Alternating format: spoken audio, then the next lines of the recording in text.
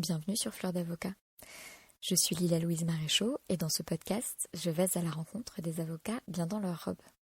Aujourd'hui, mon invitée est maître Isabelle Vigier, qui a rejoint la profession d'avocat, alors au barreau de Paris en l'occurrence, après avoir fait une longue carrière comme juriste d'entreprise, d'abord dans le secteur des télécommunications, puis dans le secteur pharmaceutique. Donc je suis très contente de vous proposer cette interview grâce à Émilie Amarine, que je remercie au passage, puisque je sais que vous avez été nombreux et nombreuses à me demander à quand l'interview d'une juriste ou d'un juriste d'entreprise devenu avocat. Et donc, c'est maintenant chose faite.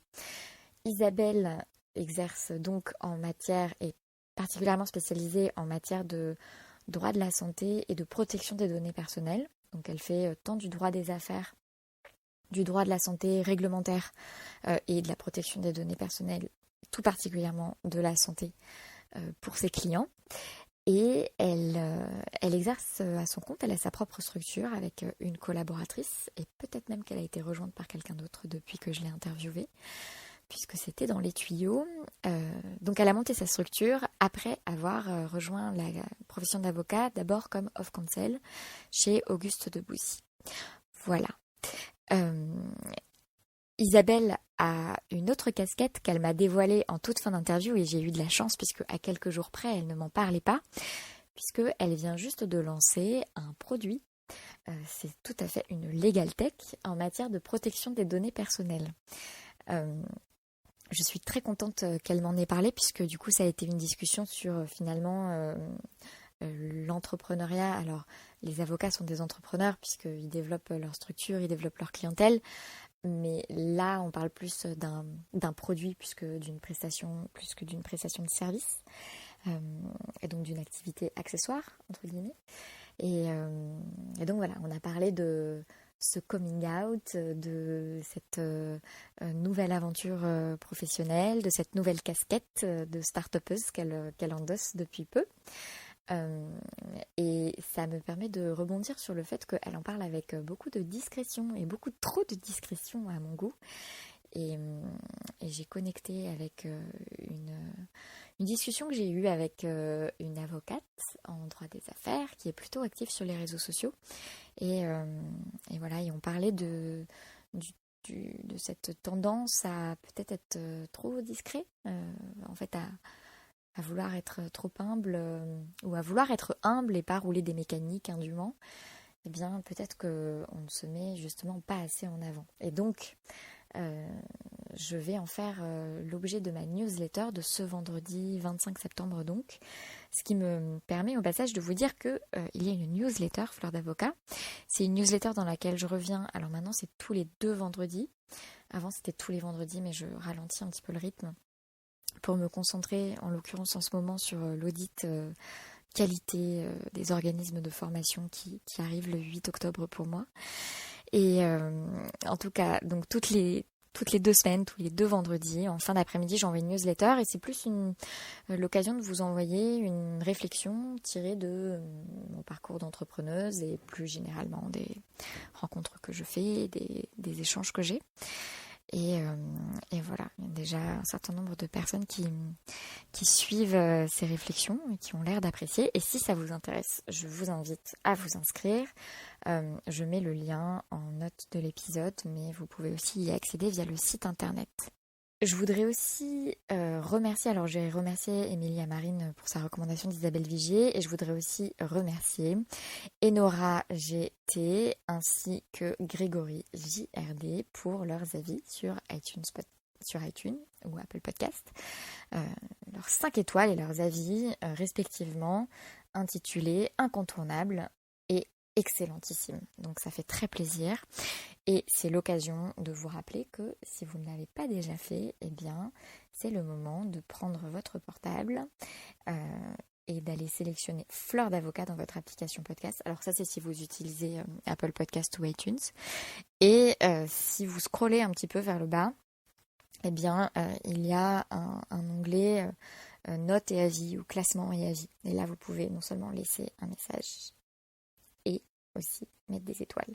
Mais les messages, les avis, ça compte vachement dans les algorithmes, donc c'est top. Voilà. Alors je voulais aussi vous dire que vous avez remarqué qu'il n'y a pas eu la petite musique habituelle de jingle au début et pendant le cours de l'introduction, tout simplement parce que j'ai eu un souci d'ordinateur et du coup j'ai pas le même logiciel de montage que d'habitude. Donc là je fais avec GarageBand et en fait il y a une fonctionnalité que je n'arrive pas à faire et j'ai préféré faire sans musique. Du coup j'ai lâché. Je pense que vous ne m'en voudrez pas. Ça se trouve même vous préférez parce que je sais pas moi. Une centaine d'épisodes plus tard, je commence à en avoir marre de cette musique. Peut-être que vous en avez marre aussi. Je sais pas ce que vous en pensez. C'est l'occasion de me dire, est-ce que vous y tenez? Est-ce que je passe au silence? Voilà, vous pouvez m'inonder de messages pour me faire un feedback sur cette histoire de musique. Je m'adresse notamment aux habitués du podcast. Je ne vous en dis pas plus. Je vous retrouve donc demain dans la newsletter et sinon jeudi prochain dans vos oreilles ou une prochaine fois, où que ce soit. Et je vous souhaite une très bonne écoute. Bonjour Isabelle Vigier. Bonjour, Fleur d'avocat. Je ne sais pas comment je dois vous appeler. Dis la Louise, c'est très bien. Merci d'être mon invitée sur Fleur d'avocat. Isabelle, racontez-moi comment et pourquoi vous êtes devenue avocate.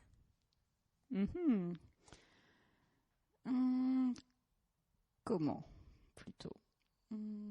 En fait, ça remonte quand j'étais jeune, quand j'étais encore au collège ou au lycée. Je voulais être avocat. Donc après mon bac, effectivement, je me suis engagée dans des études de droit. Ça évoquait quoi pour vous, avocat, à cette époque? C'était pour défendre la veuve et l'orphelin. Comme je pense beaucoup, je voulais être juge pour enfants, puis après avocat. Et comme visiblement, j'argumentais beaucoup avec mes parents, ils m'expliquaient que je ferais un très bon avocat. Et donc du coup, j'ai commencé mes études à la fac de droit. Il s'est trouvé qu'en deuxième année, à l'époque, c'était le DUG, donc aujourd'hui, ça doit être après la L2. J'ai été obligée de travailler. Et j'ai eu la chance de travailler directement dans des directions juridiques d'entreprise. Donc vous travaillez, c'était un vrai travail, travail de salarié, c'était un sorte de stage Alors c'était un vrai travail, c'était un travail d'assistante juridique et ça consistait, parce que là on est dans les années 92-93, le début de l'informatique, ça consistait en fait à passer sur informatique et à faire beaucoup de saisies de dossiers juridiques. Voilà. Et ça, vous faisiez ça en parallèle de vos études? Exactement. Vous avez arrêté vos études? Non, je le faisais en parallèle. En fait, c'était un mi-temps. Donc, j'y allais 2 ou 3 jours par semaine. Et en fait, j'avais mis tous mes TD le soir.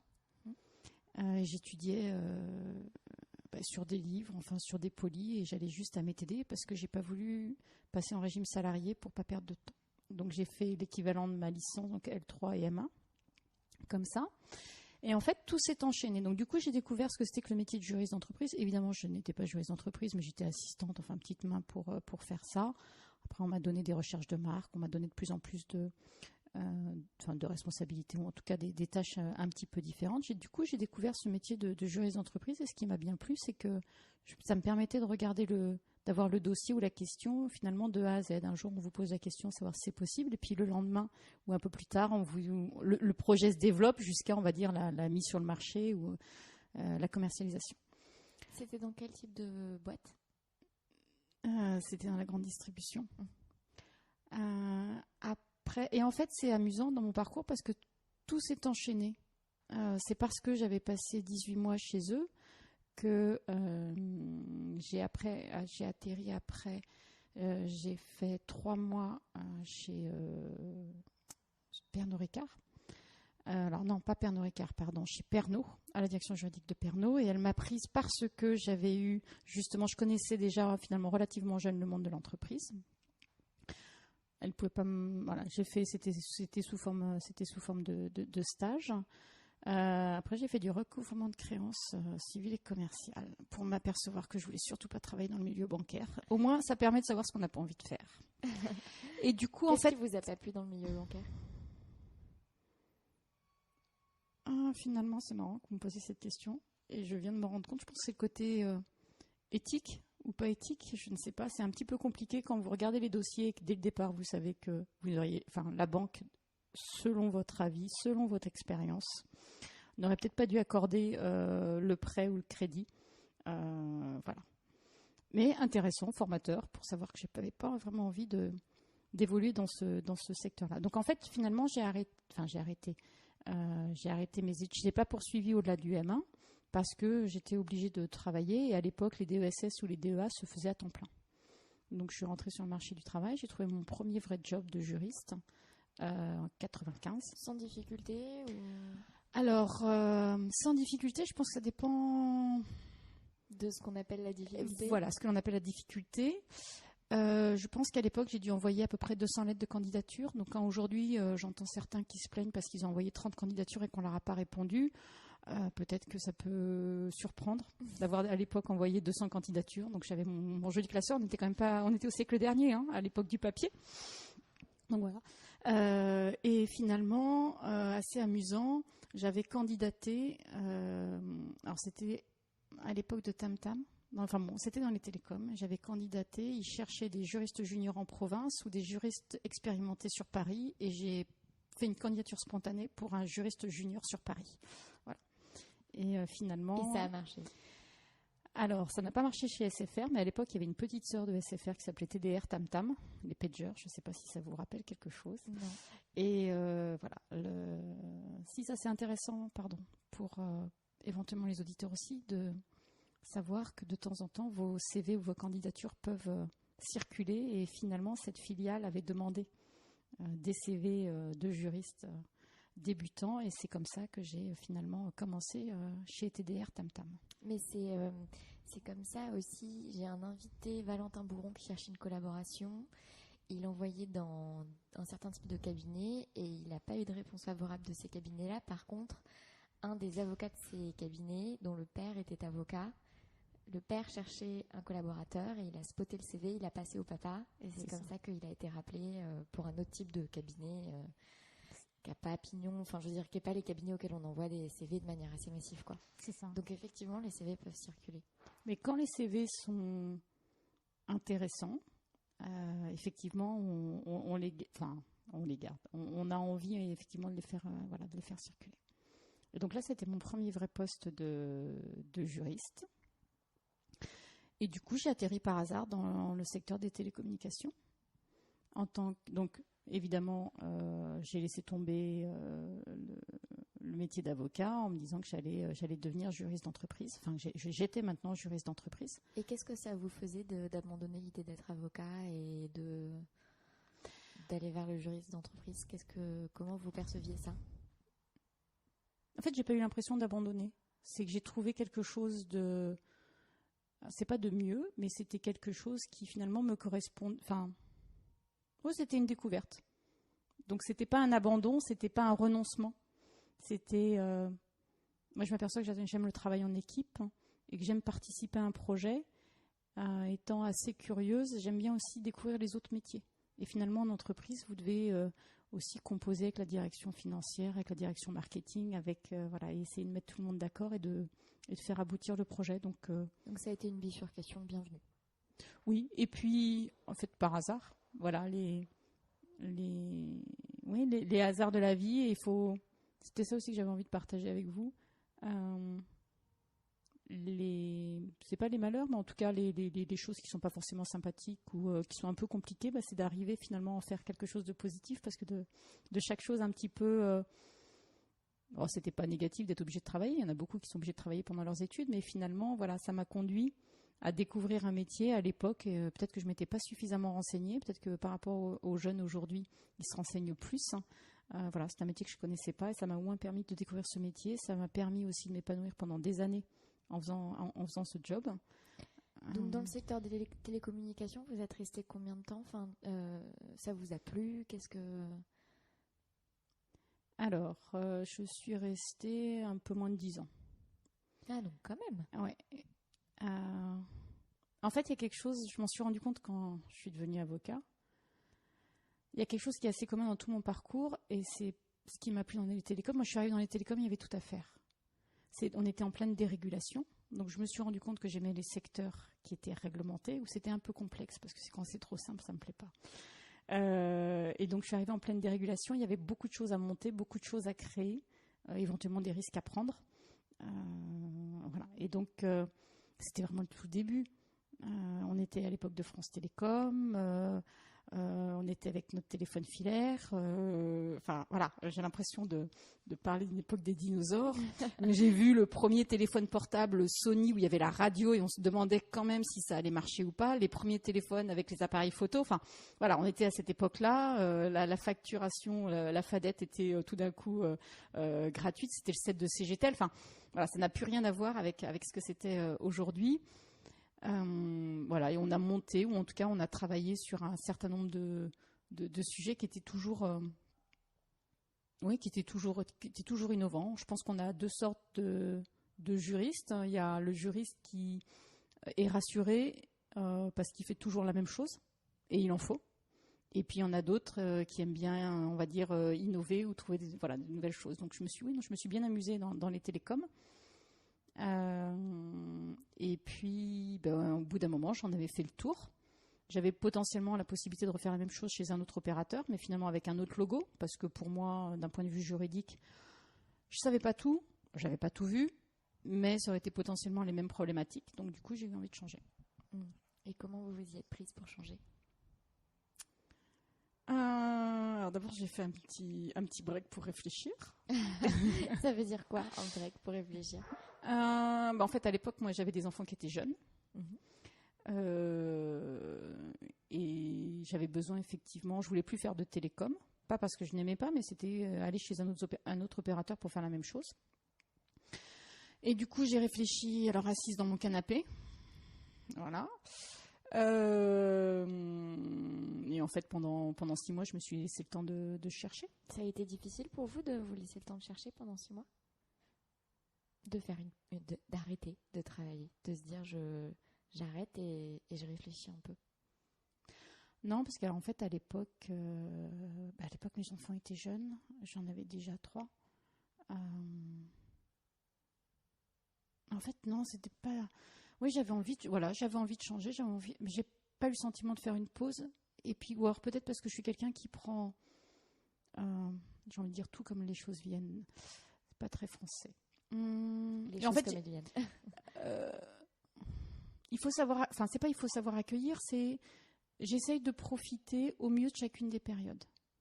Et du coup, ça a été un moment où, oui, j'ai réfléchi. Donc, j'ai refait des cours d'anglais parce que j'avais envie de faire de l'anglais. Mes enfants, ils étaient en bas âge. Donc, du coup, j'étais hyper présente à l'école maternelle. Je me suis inscrite à toutes les sorties. Je pouvais les accompagner à pied. Enfin, voilà, je pouvais cuisiner avec eux. Je pouvais en profiter parce que je savais que ça allait pas durer. Et voilà, l'idée, c'est de profiter de chaque période. Il y a des périodes de vie où on est plus, où on est plus disponible, moins disponible. Et donc, voilà. Et du coup, j'ai réfléchi. Je voulais un secteur qui soit assez réglementé parce que moi, à l'époque, je jouais avec le code des télécoms, plus évidemment code de commerce, code de la conso, etc. Et du coup, je me suis dit, finalement, moi, ce que j'aime bien, c'est le côté très réglementé. Je savais pas vraiment bien, en fait. Mais du coup, je me suis tournée vers la pharma et vers tout ce qui était éventuellement agroalimentaire, en me disant, voilà, ça pourrait me plaire. Et je faisais beaucoup de droit de la conso et j'aimais bien ça. Et donc, je surveillais quand même, parce que je pense que je suis quelqu'un aussi qui est beaucoup dans l'anticipation. Donc, je surveillais quand même les offres. Et je voulais aussi quelque chose qui soit à côté de la maison. Donc, je me disais que si je ne surveillais pas, il allait rien se passer. Et que si je surveillais, peut-être qu'un jour, il y aurait quelque chose. Et effectivement, il y avait une offre pas trop loin de chez moi, dans la pharma. Et c'est comme ça que j'ai intégré le secteur pharma en 2005.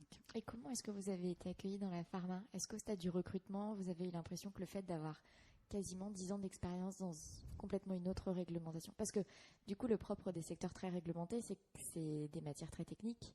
Et donc, avec des juristes très techniques. Donc, comment est-ce que vous vous êtes vendu et comment est-ce que vous avez été reçu venant d'un autre code de réglementation ? Alors, quand vous regardez tout ça... comment j'ai été accueillie ? Bien, et recrutée relativement facilement finalement. Et après, quand vous décodez, la personne qui m'a recrutée, je l'ai su après, elle devait prendre un juriste senior. Donc déjà, elle n'avait pas vraiment le choix. Je ne sais pas si la question de ma compétence ou pas s'est posée. D'abord, c'était quelqu'un qui avait un peu le même profil, qui avait fait des télécoms aussi avant moi. Donc, quand vous avez un peu d'affection, peut-être ou pas. Est-ce qu'il s'est dit à ce moment-là, puisque moi j'ai fait le switch entre les télécoms et la pharma, j'y suis arrivée, elle y arrivera. Est-ce que c'était aussi un moyen de se dire, finalement, le temps qu'elle se mette à la pharma, je vais peut-être être un peu tranquille. Je ne sais pas. Voilà. Toujours est-il que c'était bien pour moi. Ça a été une très belle opportunité. Voilà. Et je m'y suis mise parce que j'ai pas de diplôme en droit de la santé. J'ai tout appris sur le tas. Je crois que ce qui m'a beaucoup aidé, c'est ma curiosité intellectuelle. Et en plus, j'ai commencé par les essais cliniques. Donc, je crois que vous êtes aussi un petit peu du sérail. Donc, les essais cliniques, quand même, c'est ce qui est potentiellement, il y a de pire, entre guillemets, d'un point de vue réglementation. Voilà. Et après, quand vous êtes ouvert et que vous vous intéressez, je ne vais pas dire que c'est plus facile, mais je comprenais rien au départ. J'avais une petite collègue qui était adorable et qui m'a bien briefée. Mais quand on vous explique pas sur le terrain comment ça se passe, vous pouvez pas bien rédiger. Oui, évidemment, vous avez les contrats, etc. Mais voilà. Et j'ai eu la chance de tomber sur des personnes très sympathiques, qui, notamment aux opérations cliniques, m'ont expliqué comment se passait un essai. En plus, vous savez, les juristes qui raisonnent d'une façon, comment dire. Il faut qu'on se mette Nous, on est au service du client, que ce soit un client en interne, que ce soit un client en externe. Il faut qu'on se mette à sa portée. Et à sa portée, c'est comprendre ce qu'il fait pour pouvoir s'organiser et faire... pour l'aider. Un exemple, parce que je suis pas très claire peut-être. À la direction juridique, tous les contrats étaient classés par accord de confidentialité, contrat d'expert, contrat d'investigateur. Rien par étude. Et les autres en face à la direction des OP cliniques qui parlaient que par étude. Donc comment voulez-vous qu'on se comprenne? C'était juste pas possible. Donc voilà. Donc un jour j'ai dit stop, on va re-ranger par étude. Et là on a commencé à parler de la même manière et voilà. Donc voilà. c'est drôle parce que quand dans la collaboration où j'ai fait des contrats d'essais cliniques, il y avait aussi un classement par là je crois que c'était par pays. Parce qu'on négociait dans plusieurs pays d'Europe pour un client.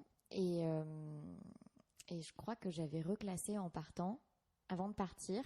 Parce que moi, je m'étais faite, mais du coup, je faisais la transition pour ma collègue et je voulais un peu lui simplifier la vie. Donc, je lui ai dit, je te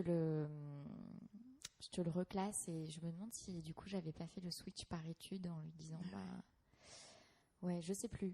L'un ou l'autre, parce que je sais plus comment j'avais reclassé. Mais c'est vrai que cette histoire de classement, ça change beaucoup. Mais oui.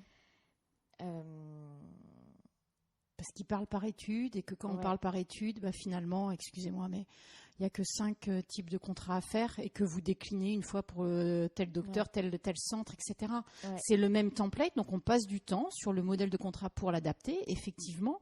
Mais après, et heureusement, c'est ce qu'il faut faire. Il ne faut pas s'amuser pour pouvoir mieux gérer après les centres et l'étude. On ne peut pas s'amuser à faire à faire différent à chaque fois parce que de toute façon, c'est la même étude, c'est le même type de prestation ou de ce que l'on demande finalement au co-contractant en face. Ouais. Non, je suis juste en train de me demander si on n'avait pas fait un switch par pays. Je sais plus, parce qu'il y avait aussi le fait de retrouver, ah oui, mais c'était comment déjà la réglementation italienne par rapport à tel point particulier, puisque comme on était sur plusieurs pays européens. Donc voilà, bref. Mais du coup, je sais plus quelle était l'organisation que j'avais switchée, parce qu'on avait toujours la même problématique de se dire, ah, mais comment on avait fait dans telle autre étude, la question s'était posée, et donc voilà. Mais en tout cas, tout ça pour dire qu'effectivement, le classement est par rapport aux opérations, et on en revient au concept général qui est, ok, comment est-ce qu'on peut parler la même langue que son client? Mais c'est ça. Donc voilà. Et donc vous avez été beaucoup aidé par les opérationnels, les opérationnels des essais qui vous ont un peu expliqué comment ça se passait en fait. Oui. Et puis en plus j'avais envie de comprendre, de comprendre d'un point de vue. Ah oui. Ah mais moi de toute façon je peux pas travailler si je comprends pas ce que mon interlocuteur fait. Et tout comme vous me ferez pas faire quelque chose sans m'expliquer pourquoi je le fais. Et tout comme j'essaye avec mes interlocuteurs, quand je leur demande, que ce soit des collaborateurs, de leur expliquer pourquoi. D'ailleurs, il y avait une assistante, c'était quand j'étais dans le télécom, où je lui expliquais, bon ben voilà, je te demande ça parce que voilà ce qu'on va en faire derrière. Ça me dit, non mais moi je m'en fiche, tu me donnes le travail et je le fais. Et, ah bon, bah d'accord. Et j'avais beaucoup de mal à lui dire, ben s'il te plaît, fais ça. Remplis ce tableau comme ça. Enfin, voilà, je me dis que quand on explique toujours, quand on explique la finalité, et en plus, je pense que ça valorise la personne en face. Et surtout, c'est si par hasard, il y avait quelque chose qui n'allait pas, la personne peut revenir vers vous en disant, tiens, au fait, enfin, voilà. Donc, vous n'avez pas hésité à demander, c'est ça que je voulais souligner. Oui, pardon. D'aller. Oui, toujours, oui. Non, mais parce que c'est pareil, ça fait partie des petites choses qui peuvent servir de savoir qu'on peut demander est-ce que tu peux m'expliquer ça, ou je viens pas de ce milieu, etc. Et en plus, c'est marrant que vous dites, parce que là, au cabinet, on avait une stagiaire qui est partie, qui a fini son stage. Et ce que je lui disais, mais parce qu'elle a été embauchée au 1er, donc elle a fini le 30 juin, elle a été embauchée le 1er juillet. Et comme je lui dis, fais attention, je dis profite bien, notamment de ton premier mois, de tes premiers mois, ils sont importants. Les premiers mois, les premiers temps, on a le droit de poser toutes les questions, on ne te le reprochera pas. Mais si tout d'un coup, dans 6 mois, tu dis, mais au fait, comment ça marche? Là, ça va pas. Voilà, voilà, je lui dis, mais puis après, si les gens en face se moquent de toi, c'est pas très grave. Bon. Mais c'est surtout de bien profiter pour se faire expliquer, parce qu'en fait, on va gagner du temps. Puis c'est toujours intéressant de savoir ce que font les autres, leurs problématiques. Donc, arriver dans le monde professionnel de la pharma par la lorgnette des essais cliniques, c'est ça. Formation sur le tas. Vous avez mis combien de temps à vous sentir un peu à l'aise dans cette matière complètement nouvelle? Je sais pas, 3 mois. Après, on en faisait énormément. Et après, je suis quelqu'un de très curieux. Donc, j'ai lâché mes romans policiers le soir pour lire le Code de la santé publique, non, pour lire les réglementations, enfin, ou en tout cas, essayer de comprendre. Voilà, ce qui se passait. Là, je pense aux essais cliniques, mais voilà, je pensais aussi à d'autres choses. C'est un petit peu compliqué la pharmacovigilance au départ, de bien comprendre. Donc, la pharmacovigilance, pour les auditeurs qui ne connaissent pas, c'est la surveillance des médicaments une fois qu'ils sont sur le marché. C'est ça. Parce qu'effectivement, quand on fait des essais cliniques, on va dire qu'on va les tester sur un petit nombre de patients, on va dire plutôt très malades par rapport à ce que l'on veut démontrer et s'assurer que tout va bien. Et quand tout d'un coup le médicament est commercialisé, il y a peut-être des patients, on va dire, un peu moins malades, ou en tout cas, comme il est utilisé sur un grand nombre de personnes, on peut peut-être avoir des effets qu'on n'avait pas identifiés au départ. Et en tout cas, c'est toujours bien de le suivre, évidemment, pour pouvoir rectifier, le retirer si jamais il y avait besoin de le retirer. Voilà. Et donc, ça vous a plu, la pharma? Oui, voilà, ça m'a beaucoup plu. Je crois que ça faisait résonance. J'avais l'impression de me sentir utile de ce que je pouvais apporter, même si c'était qu'au niveau juridique. Oui, voilà. Et du coup, oui, j'ai eu envie de rester dans ce secteur-là, et depuis, j'en ai pas bougé. Donc, j'ai fait plusieurs laboratoires. Parce que c'était des contrats courts, parce que vous aviez des opportunités de changement. Quelles ont été un peu les différentes étapes Alors, les deux, ou éventuellement des notamment pour le premier, des choses qui, à un moment ou à un autre, on se dit qu'il vaut mieux qu'on parte.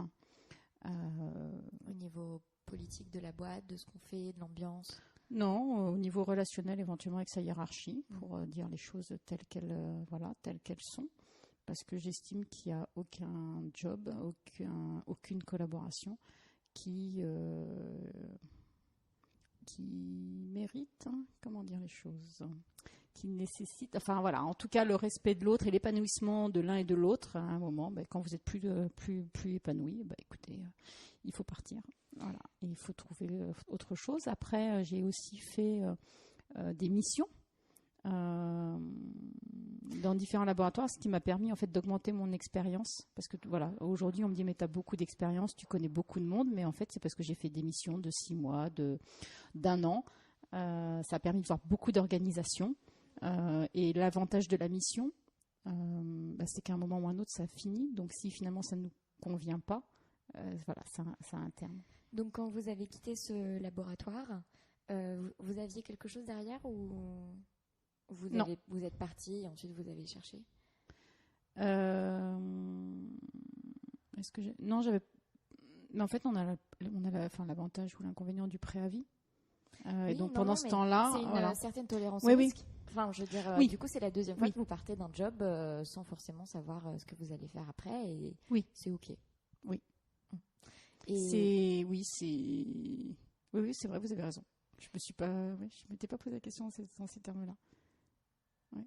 Et à ce moment-là, vous avez cherché plutôt des missions courtes comme vous l'avez évoqué, ou est-ce que ça a été l'opportunité de ce type d'intervention qui s'est présentée et il se trouve que ça vous a plu? Ma recherche, c'était de rester dans le pharma. Mm-hmm. Donc, je regardais tout ce qui pouvait être intéressant dans le pharma. Il n'y avait quand même pas beaucoup de postes, pas beaucoup de missions. Donc, je regardais et si la mission pouvait me convenir ou le poste pouvait me convenir, je postulais. Donc, quelle a été la première suite? Après, je suis restée pendant 1 an dans un labo après, un petit laboratoire. Vous faisiez quoi comme mission pour eux? Alors, j'étais responsable juridique. C'était particulier. C'était ce que moi j'appelle un laboratoire papier, entre guillemets, parce qu'ils avaient beaucoup de produits sous licence. Je pense qu'il n'y avait pas forcément... c'était pas un job à temps plein, parce que moi j'étais à 4/5e. Je ne suis pas forcément sûre qu'ils savaient de quoi occuper un juriste même à 4/5e. Et en fait, j'ai fait la certification de la visite médicale. Donc, on va dire de l'assurance qualité pour ceux qui connaissent un peu moins. Pareil, là, ça m'a permis aussi de rencontrer, d'aller interviewer les uns et les autres pour pouvoir s'assurer effectivement qu'on respecte la réglementation. Ou en tout cas, mettre en place toutes les procédures si jamais les procédures n'existaient pas ou de les revoir. Voilà. Et après ça, j'ai été pendant 4 mois sans activité. Voilà, les entre-deux. Et après, j'ai pris une mission, un remplacement de congé maternité dans un laboratoire d'une filiale américaine. Voilà, puis en fait, ça s'est enchaîné. Donc, il y a eu des périodes. Vous faisiez quoi dans cette filiale? Pareil, toujours juriste d'entreprise, ou responsable juridique, je ne sais plus quel était le titre. En fait, c'est le day-to-day sur toutes les questions. Vous avez en général des aires thérapeutiques. Donc, finalement, vous avez votre précaré. Et c'est toutes les questions que l'on peut vous poser sur des projets, sur de faire des contrats, sur, je sais pas, on peut faire de la formation. Pour eux, j'ai rédigé, et en fait, il y avait une nouvelle structure qui se mettait en place, et donc on a rédigé un guide pour justement aider les équipes sur place, respecter la réglementation. Et vous, quand vous cherchiez des postes, est-ce que vous étiez dans une logique de trouver un poste dans le secteur pharma parce que c'est un secteur qui vous plaisait, mais en plus voir si peut-être c'était des missions un peu différentes de ce que vous faisiez juste avant, ou est-ce que vous étiez plus ouverte? Est-ce que vous, en termes de recherche, de découverte, de montée en compétences, est-ce que vous aviez des intentions particulières? Non, alors moi, j'ai pas géré ma carrière. Quand on parle de carrière professionnelle, je me suis jamais vraiment posé cette question. Là, ce qui m'animait vraiment, c'était de rester dans la pharma. Okay. Et comme il n'y avait pas 50 000 postes non plus, du coup, est-ce qu'il y a une progression, pas progression? S'il y a des structures pour lesquelles j'aurais pas été travailler, mais non, voilà, mon truc, c'était de rester dans la pharma. Okay. Ce qui est déjà une intention forte. Tout à fait. Et j'avais à l'époque, je sais pas, 10 ans, 12 ans, 15 ans d'expérience, donc forcément pas des juniors. Après, il fallait qu'en termes de... Il y a 2 choses. Bon, en termes de salaire, mais ça, on peut éventuellement faire un effort à un moment ou à un autre. Et puis, il y a aussi l'équipe que vous intégrez. Donc effectivement, il fallait que ce soit des postes de juriste senior ou de responsable juridique pour que ça puisse matcher, on va dire, dans le paysage de la direction juridique. Et est-ce que ça vous plaisait l'aspect mission courte? Vous avez dit tout à l'heure que du coup, il y a effectivement l'avantage, c'est que ça offre une certaine liberté. Il y a une certaine liberté parce qu'à la fin, effectivement, c'est aussi l'occasion de. Mais est-ce que, est-ce que ça vous plaisait? J'ai presque envie de dire, est-ce que ça peut presque être un mode de vie en fait, de fonctionner sous forme de mission ponctuelle pour quelques mois et puis ensuite de faire une autre mission ponctuelle. Oui, je sais pas si vous l'avez senti ou pas, mais oui, c'est ça. Ça offre une certaine liberté, effectivement. Et c'est pas quelque chose qui me dérangeait.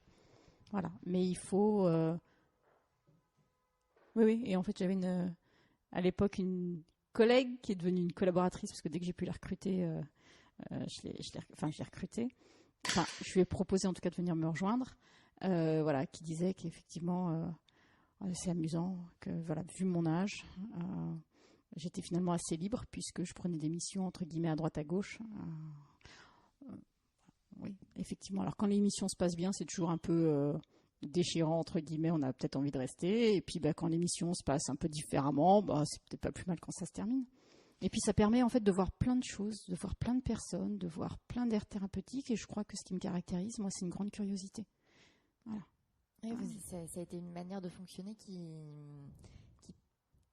c'est vraiment les angles de vue, hein. C'est intéressant parce qu'il y a des personnes qui vont voir ça sous l'angle de la précarité, Oui. du coup de comment est-ce qu'on fait évoluer une carrière quand on est un peu par-ci par-là, etc. Et puis d'un autre côté, et moi je le comprends 1000 fois, il y a aussi ce côté, c'est aussi une certaine liberté, ça implique aussi une certaine forme de détachement par rapport à son travail. Enfin, on vient, on fait ce qu'on doit faire et on le fait bien et on s'implique et on apprend, mais du coup, il n'y a pas cette projection qui fait que peut-être qu'on va essayer de se tisser profondément dans l'entreprise ou autre. Enfin, c'est une autre approche même relationnelle, j'imagine. Oui. Non, mais je sais pas, oui. J'imagine. Hein, Mais en fait, je me suis jamais vraiment posé la question parce que je pense que j'ai toujours été un peu comme ça, un peu curieuse. Et puis, vous voyez le verre à moitié plein ou à moitié vide. Oui, enfin. Et c'est vrai que résultat, vous avez tissé un réseau assez important parce que j'imagine que c'est un peu le corollaire de faire toutes ces rencontres et de travailler avec plein de personnes différentes. Oui, mais oui, vous avez raison. Après, je pensais aussi le lien qu'on garde ou pas. D'abord, c'est les rencontres sympathiques que vous faites. Et du coup, le lien que vous avez, alors envie. Et de temps en temps, on a envie de garder des liens et puis on se laisse absorber par sa vie. Mais voilà, c'est aussi le lien que l'on garde et la disponibilité qu'on a pour son entourage. Oui. Et du coup, cette période a duré combien de temps? Elle a duré jusqu'à là. Est-ce que j'avais envie de dire par rapport à la liberté, ce que vous dites, ou par rapport à la... Moi, je dis toujours, si on se fait confiance, tout va bien. Voilà. On quitte un job, et si on se fait confiance, ça va aller après. Vous vous lancez dans une aventure aussi, si on se fait confiance, ça va aller. Oui, on aura peut-être des périodes de doute, mais voilà. Je rencontre beaucoup de monde qui, de temps en temps, quand j'ai monté mon cabinet, m'ont dit « Ah là là, moi j'ai peur, je vais pas le faire. » Enfin, et les gens sont beaucoup régis par leur peur. Et je pense que si on dépasse ça, ça va aller, quoi. Et vous, cette confiance, vous pensez que vous la tirez d'où? Le fait d'arriver à vous faire confiance là-dessus? Que ça va aller? Aucune idée. Aucune idée. Je sais pas. Je sais pas. Je vais pas vous raconter ma vie, mais voilà, je pense qu'elle m'a pas épargnée, mais je pense qu'il y a pire. Je sais pas si c'est une confiance ou pas. C'est plutôt d'apprendre à relativiser. Notamment quand j'étais dans un labo. Je me souviens une fois, je suis arrivée un peu en retard. Il le savait, parce que mon fils s'était foulé la cheville et quelqu'un m'accueille et me dit « Mais ma pauvre, c'est bizarre, t'arrives tard. Qu'est-ce qui s'est passé ?» Je dis « Mon fils s'est foulé la cheville. » Oh là, ma pauvre, je dis « Tu rigoles ou quoi? C'est pas grave. On a le médicament, on va le rétablir. Enfin, on a le médicament. Il va se calmer. Hein. Bon, un enfant de 6 ans qui saute partout, voilà, c'est normal. Parce qu'on travaillait sur l'hépatite, où les patients, ils avaient 2 mois à vivre. Enfin, donc voilà, c'est peut-être aussi de travailler dans ce secteur, c'est oui, d'apprendre à... Moi, je dis souvent le grave ou pas grave. Voilà. Est-ce que c'est grave, est-ce que c'est pas grave? Bon, ok, c'est embêtant, mais c'est pas grave. Donc, je sais pas. Et donc, en se lançant,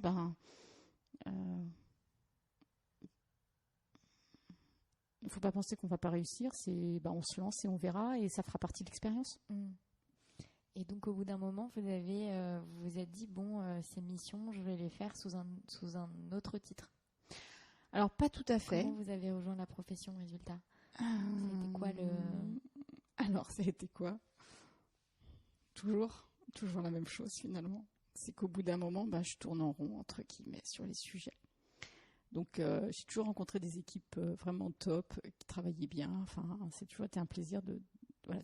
Partout où je suis passée, j'ai eu aucun regret, et j'ai toujours rencontré des gens qui étaient vraiment, vraiment chouettes. Mais moi, intellectuellement, au bout d'un moment, en fait, je commençais un peu à m'embêter. Pourquoi? Parce que... Et donc, je m'en suis rendu compte quand je suis devenue avocat, et que j'ai commencé à faire un peu un travail sur mon parcours, etc. J'ai toujours été intéressée par des sujets d'innovation. Donc, dans tous ces labos, quand on a commencé à parler d'éducation thérapeutique, que ça faisait peur à tout le monde, moi, j'y suis allée. Donc, j'ai regardé les textes, etc., pour voir comment on pouvait continuer à faire, ou comment on pouvait le faire. C'est pareil, j'ai mis en place, pareil, toujours d'un point de vue juridique, évidemment, des ATU, Donc ATU, c'est les autorisations temporaires d'utilisation des médicaments. Vous avez raison, heureusement que vous êtes là parce que je parle avec mes acronymes. J'ai participé à des projets où peut-être que les autres ne voulaient pas ou n'avaient moins d'expérience, et finalement c'était moi qui m'en occupais. Et quand vous arrivez dans le labo suivant et qu'on vous dit « Oh là là, on a ça », et que j'avais l'impression de l'avoir fait, je l'avais déjà fait, il y a un moment où je me suis dit je vais toujours faire la même chose. Pareil, les opérations cliniques, on n'est quand même pas beaucoup à vraiment connaître et maîtriser le sujet. Et donc, à chaque fois que j'arrivais dans un nouveau laboratoire, effectivement, je regardais cette partie-là. Toujours très intéressant, mais je me disais, est-ce que je vais aller refaire encore ça dans un autre laboratoire? Forcément, en tant que directeur juridique, parce que quand vous avez été directeur juridique une fois, il faut, ou en tout cas, ce sera peut-être plus compliqué de retrouver un autre type de poste qui ne soit pas un poste de directeur. Même si ce n'était pas forcément quelque chose qui... pour moi, j'aurais très bien pu faire un job intéressant sans avoir le titre de directeur, mais voilà. Et du coup, je me suis dit que j'allais en fait apporter mon expertise, toujours dans la santé, mais à d'autres acteurs. Donc au départ, j'ai voulu plutôt aller vers le secteur du dispositif médical, mais en fait, les structures sont plus petites.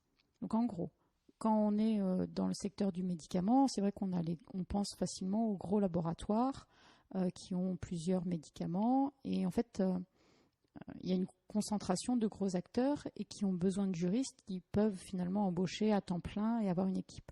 Donc des entreprises comme Sanofi, par exemple. Par exemple. Et quand on est sur le secteur du dispositif médical, le secteur est très différent. Vous avez beaucoup plus de structures, mais qui sont beaucoup plus petites et qui ont peut-être qu'un ou deux produits et qui n'ont pas forcément besoin d'un juriste à temps plein. Donc ma réflexion, elle a été un petit peu là. Et c'était de se dire comment je peux continuer à faire ce que j'aime, à apporter mon expertise à tout ce secteur-là. Et le seul moyen, c'est quand vous n'êtes pas juriste salarié, finalement, c'est de devenir avocat. Donc ça s'est fait un petit peu comme ça. En même temps, parce que moi j'estime qu'il n'y a pas de hasard dans la vie. Vous faites des dîners avec des personnes qui vous disent mais quand est-ce que tu t'installes comme avocat, parce qu'on pourrait travailler ensemble. Donc voilà, chemin faisant. Ces personnes, c'était des collègues, c'était justement des personnes dans ces laboratoires ou dans ces boîtes, des prestataires extérieurs avec qui j'aurais pu éventuellement des consultants, on va dire, des consultants extérieurs avec qui j'aurais pu éventuellement travailler. Il n'y a pas de hasard dans la vie. À ce moment-là, un cabinet avec lequel j'avais travaillé me recontacte dans mon ancien laboratoire. Ma collaboratrice à l'époque, avec laquelle j'ai toujours gardé les contacts, me dit tiens, on cherche à te joindre, je rappelle. Donc pareil, je rappelle, par politesse, non, mais par juste pour prendre par ouverture, j'allais dire pour prendre des nouvelles, etc. Et puis pourquoi je lui dis, j'aurais pu ne pas le dire, j'envisage de devenir avocat, mais j'aurais pu lui dire j'envisage de prendre des vacances le lendemain, parce qu'on n'était pas plus proche que ça, on avait une relation de client à avocat, et elle me dit on pourrait déjeuner ensemble, on pourrait en parler. Voilà, ça s'est fait naturellement. Et eux ils cherchaient à ce moment-là, et c'est comme ça que j'ai atterri chez Auguste de Bouzy. Voilà. Et ça vous a Est-ce que ça vous a causé des sujets de légitimité du titre, est-ce que moi je peux être avocat venant de l'entreprise, ou est-ce que non, c'est un parcours comme un autre. Enfin, moi je reçois un certain nombre de messages de juristes d'entreprise qui se disent que peut-être dans l'évolution de leur parcours, ils deviendraient avocats, qui s'interrogent beaucoup sur si c'est possible, s'ils seraient assez bons, etc. Enfin, qui se font toute une montagne de la chose. Donc, je suis contente de pouvoir vous interviewer là-dessus. Alors, est-ce qu'ils seront bons? S'ils sont bons juristes, ils seront bons avocats. Il n'y a pas de raison qu'ils perdent ça. Comment c'est possible? Alors évidemment, je vous dis, voilà, finalement on a déjeuné, ils avaient ce projet, j'avais ce projet, hop, ça s'est fait. Quand même, au passage, on a juste quand même un petit examen de déontologie. Alors le petit, c'est quand même une bible d'un certain nombre, je ne sais plus combien il y a de pages. Donc que vous faites ça en plus du reste. Mais finalement, c'est le même job. On a la déontologie en plus.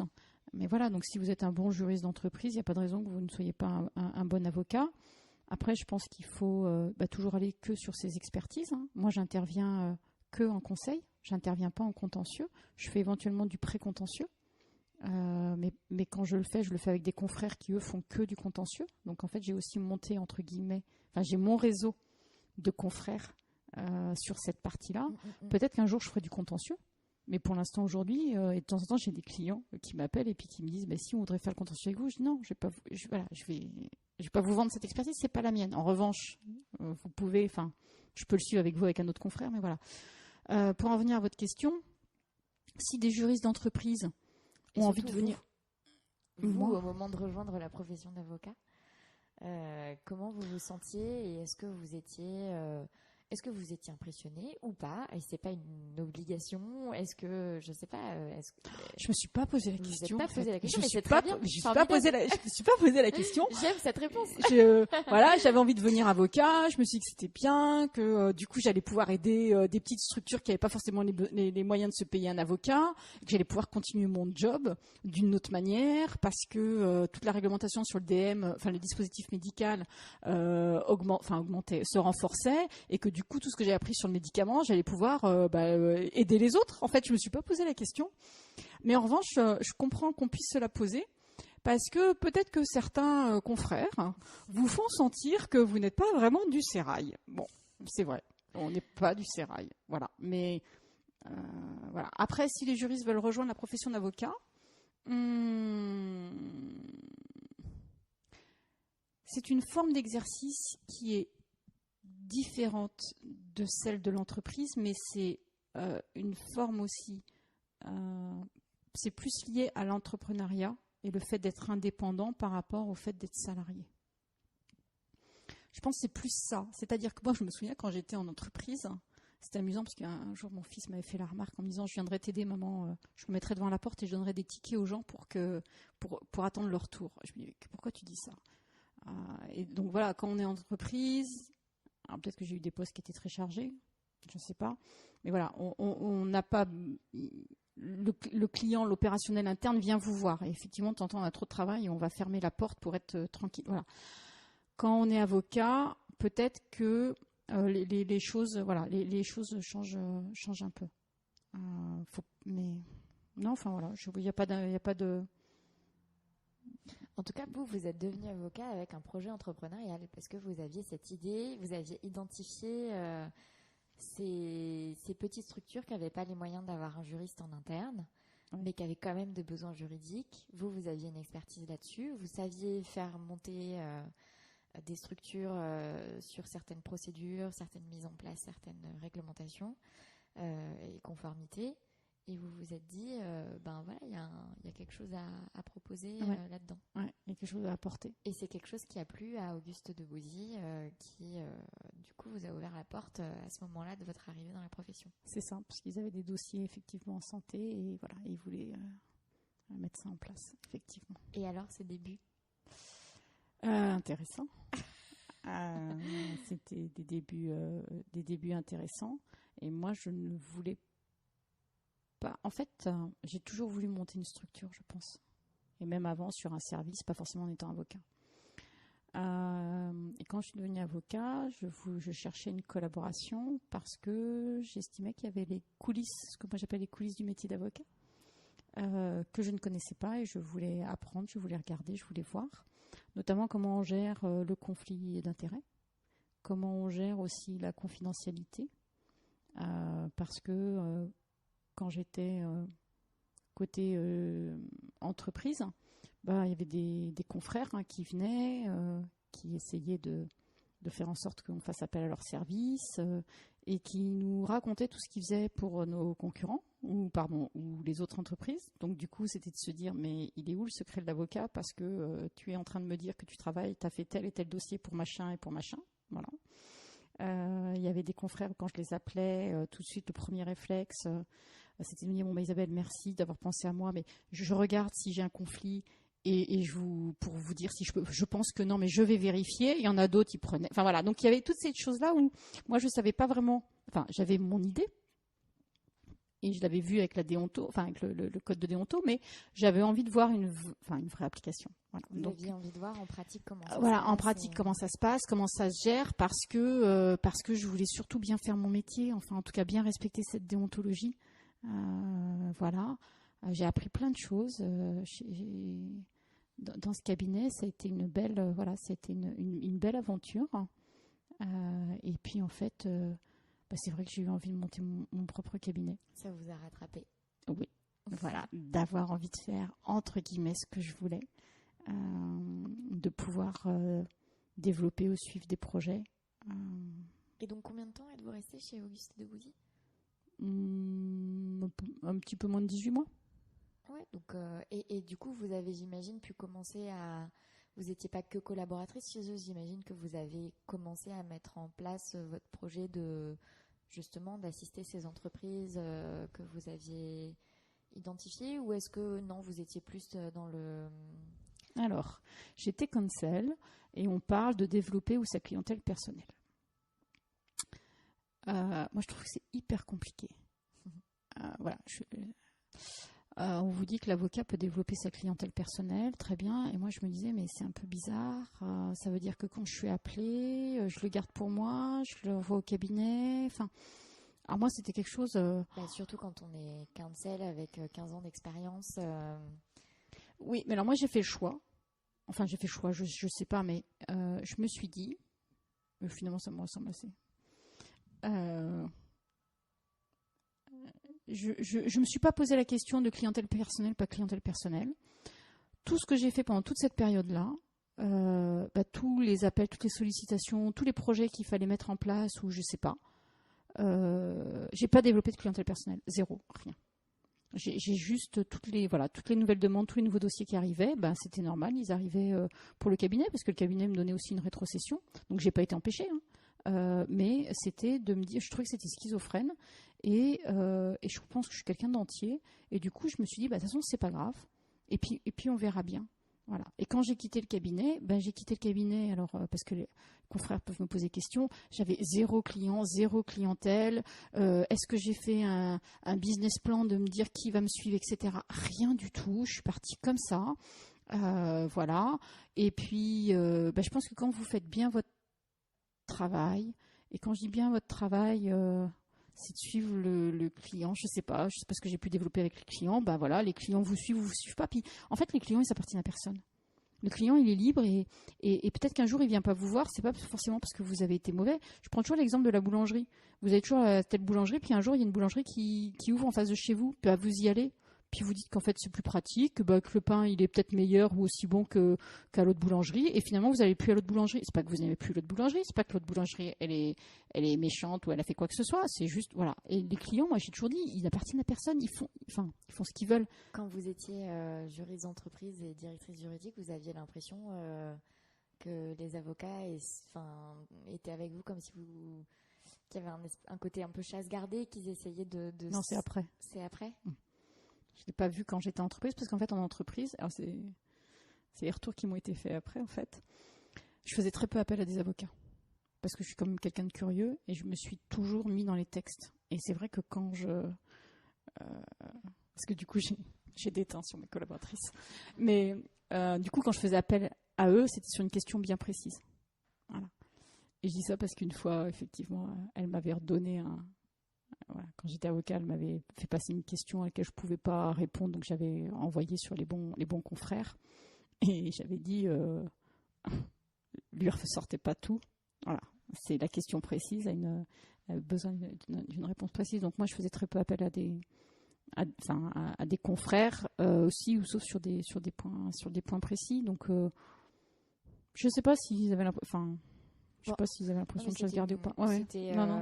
Non, mais oui, mais voilà. Mais c'est souvent, effectivement, on entend parler de cette notion de client, ton client, mon client.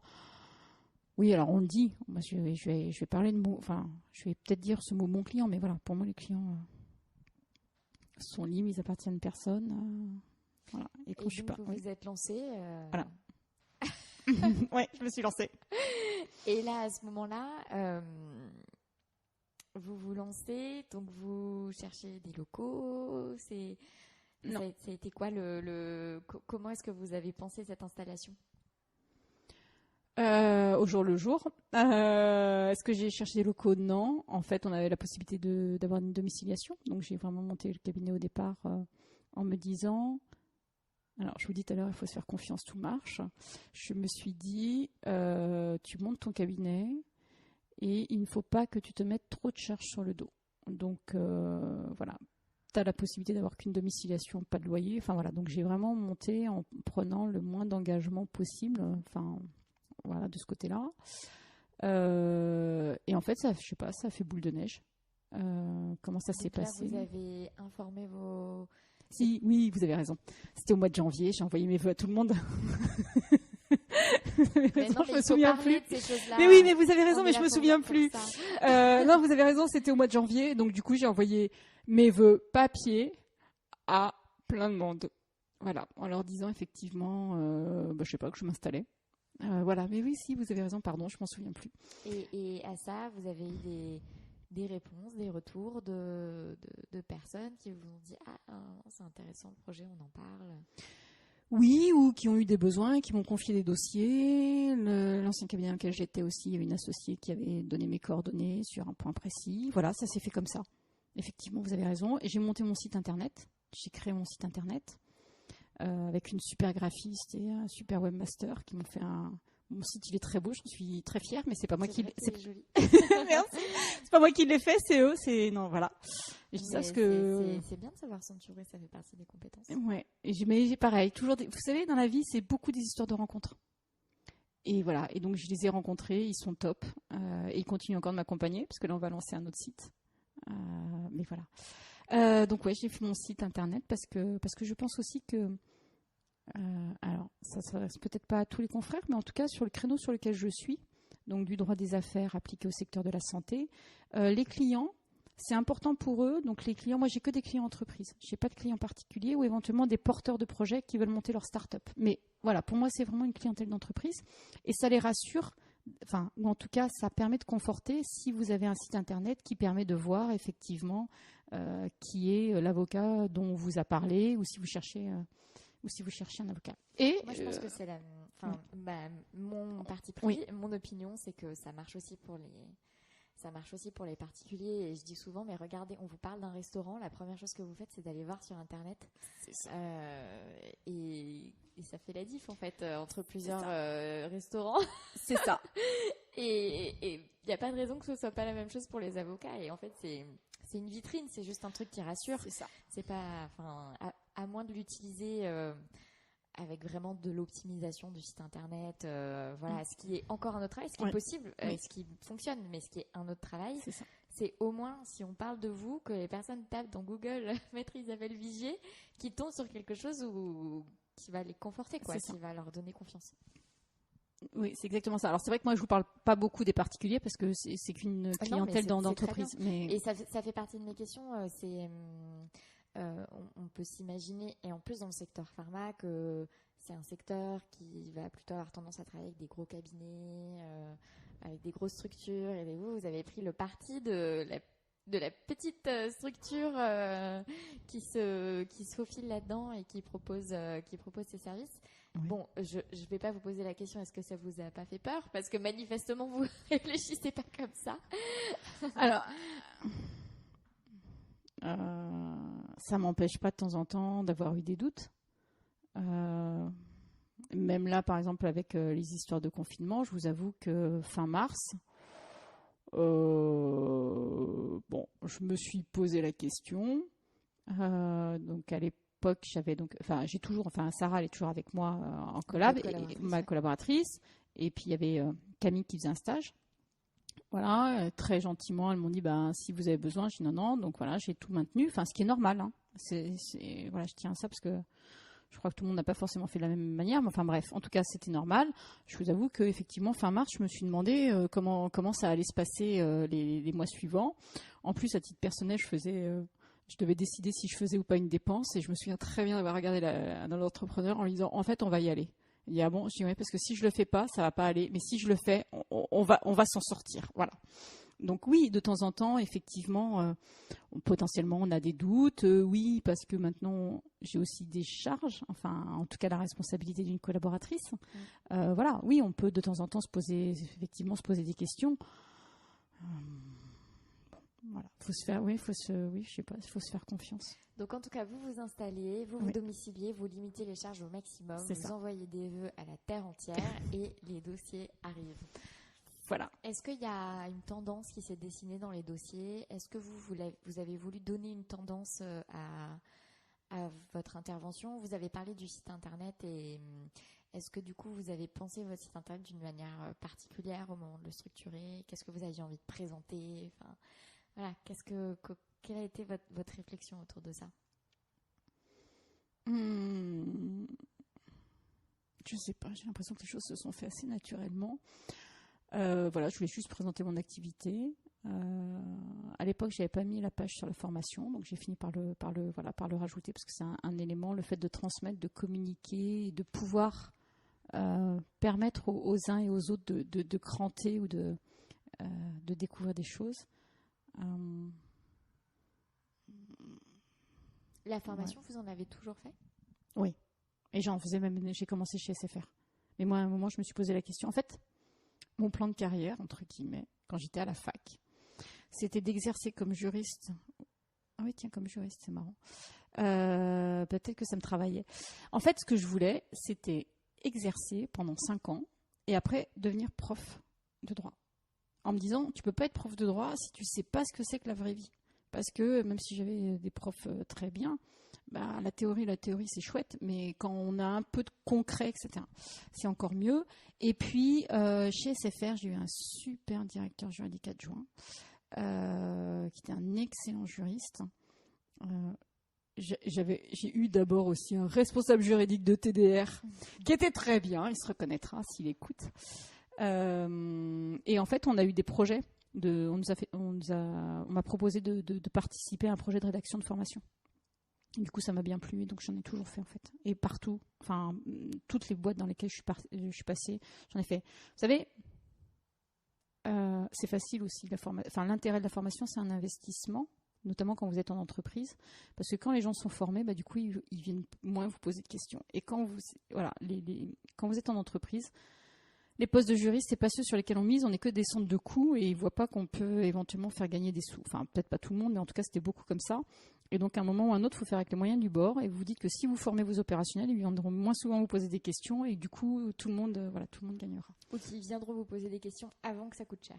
C'est ça. Ou des questions encore plus intéressantes, parce que déjà, la base sera, voilà. Et si je fais la même chose avec mes clients. Voilà. Et même et c'est marrant parce que j'en avais un ce matin, et qui me dit, mais est-ce qu'il faut que je vous l'envoie pour vous réviser le contrat? J'ai dit, écoutez, je pense que, voilà, maintenant vous savez, par rapport à telle et telle clause, vous m'appelez, vous avez déjà fait le job, donc voilà, pas besoin. Et comme je dis, maintenant, vous m'envoyez les contrats à revoir que si ça change. Voilà, c'est intéressant, c'est amusant aussi de faire progresser, de transmettre, et de façon à ce que les gens et les clients soient le plus autonomes possible, en fait. Donc oui, j'en ai toujours fait. Et donc ça, c'était il y a combien de temps? C'est le fait de vous être lancé? 2017. Donc c'était il y a 4 ans, 3 ans. 3 ans et demi. Ouais, ça fera 4 ans au mois de janvier. Au bout de combien de temps est-ce que vous avez pris des locaux, une collaboratrice comment est-ce que ces différentes étapes se sont faites?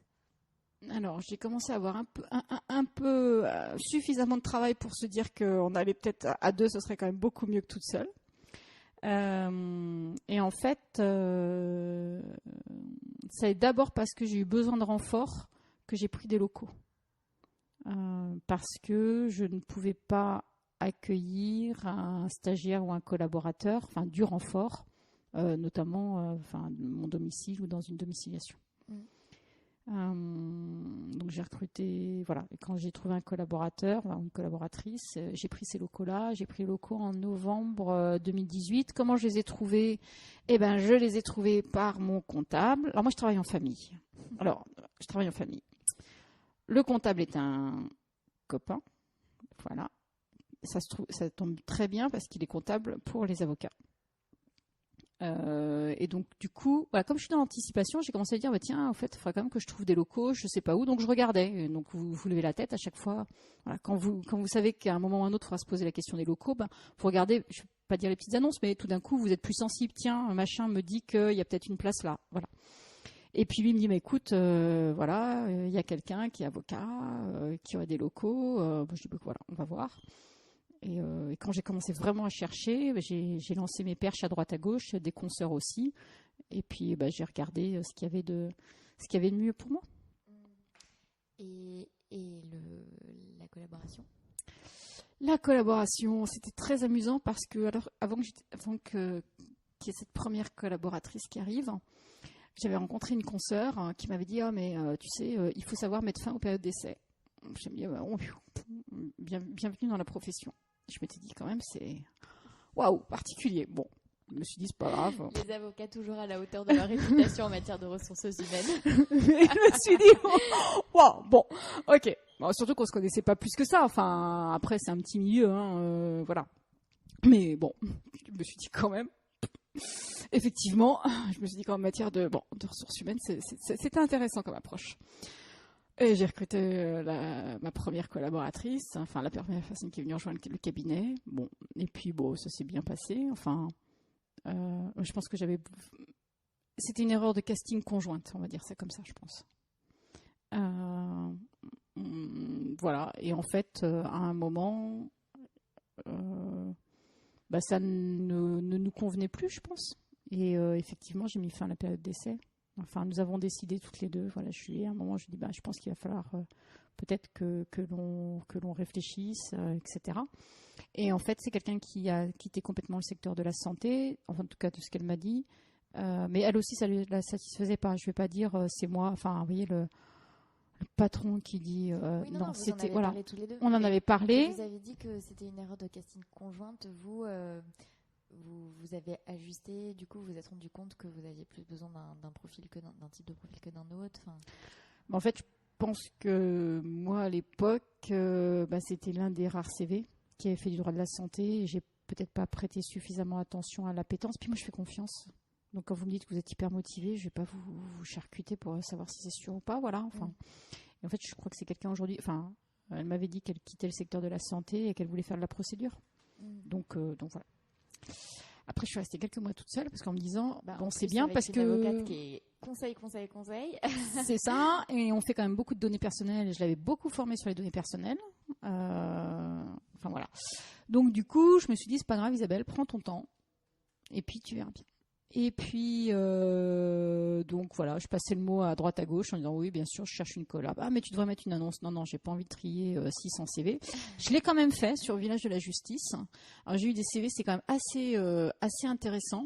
Et je me demande, et, je suis désolée pour ceux qui m'écoutent et qui se sentiraient concernés, mais donc j'ai quand même eu des candidatures. En fait, je suis même retournée sur l'annonce du Village de la Justice en me demandant si j'avais oublié de mettre que c'était en droit de la santé.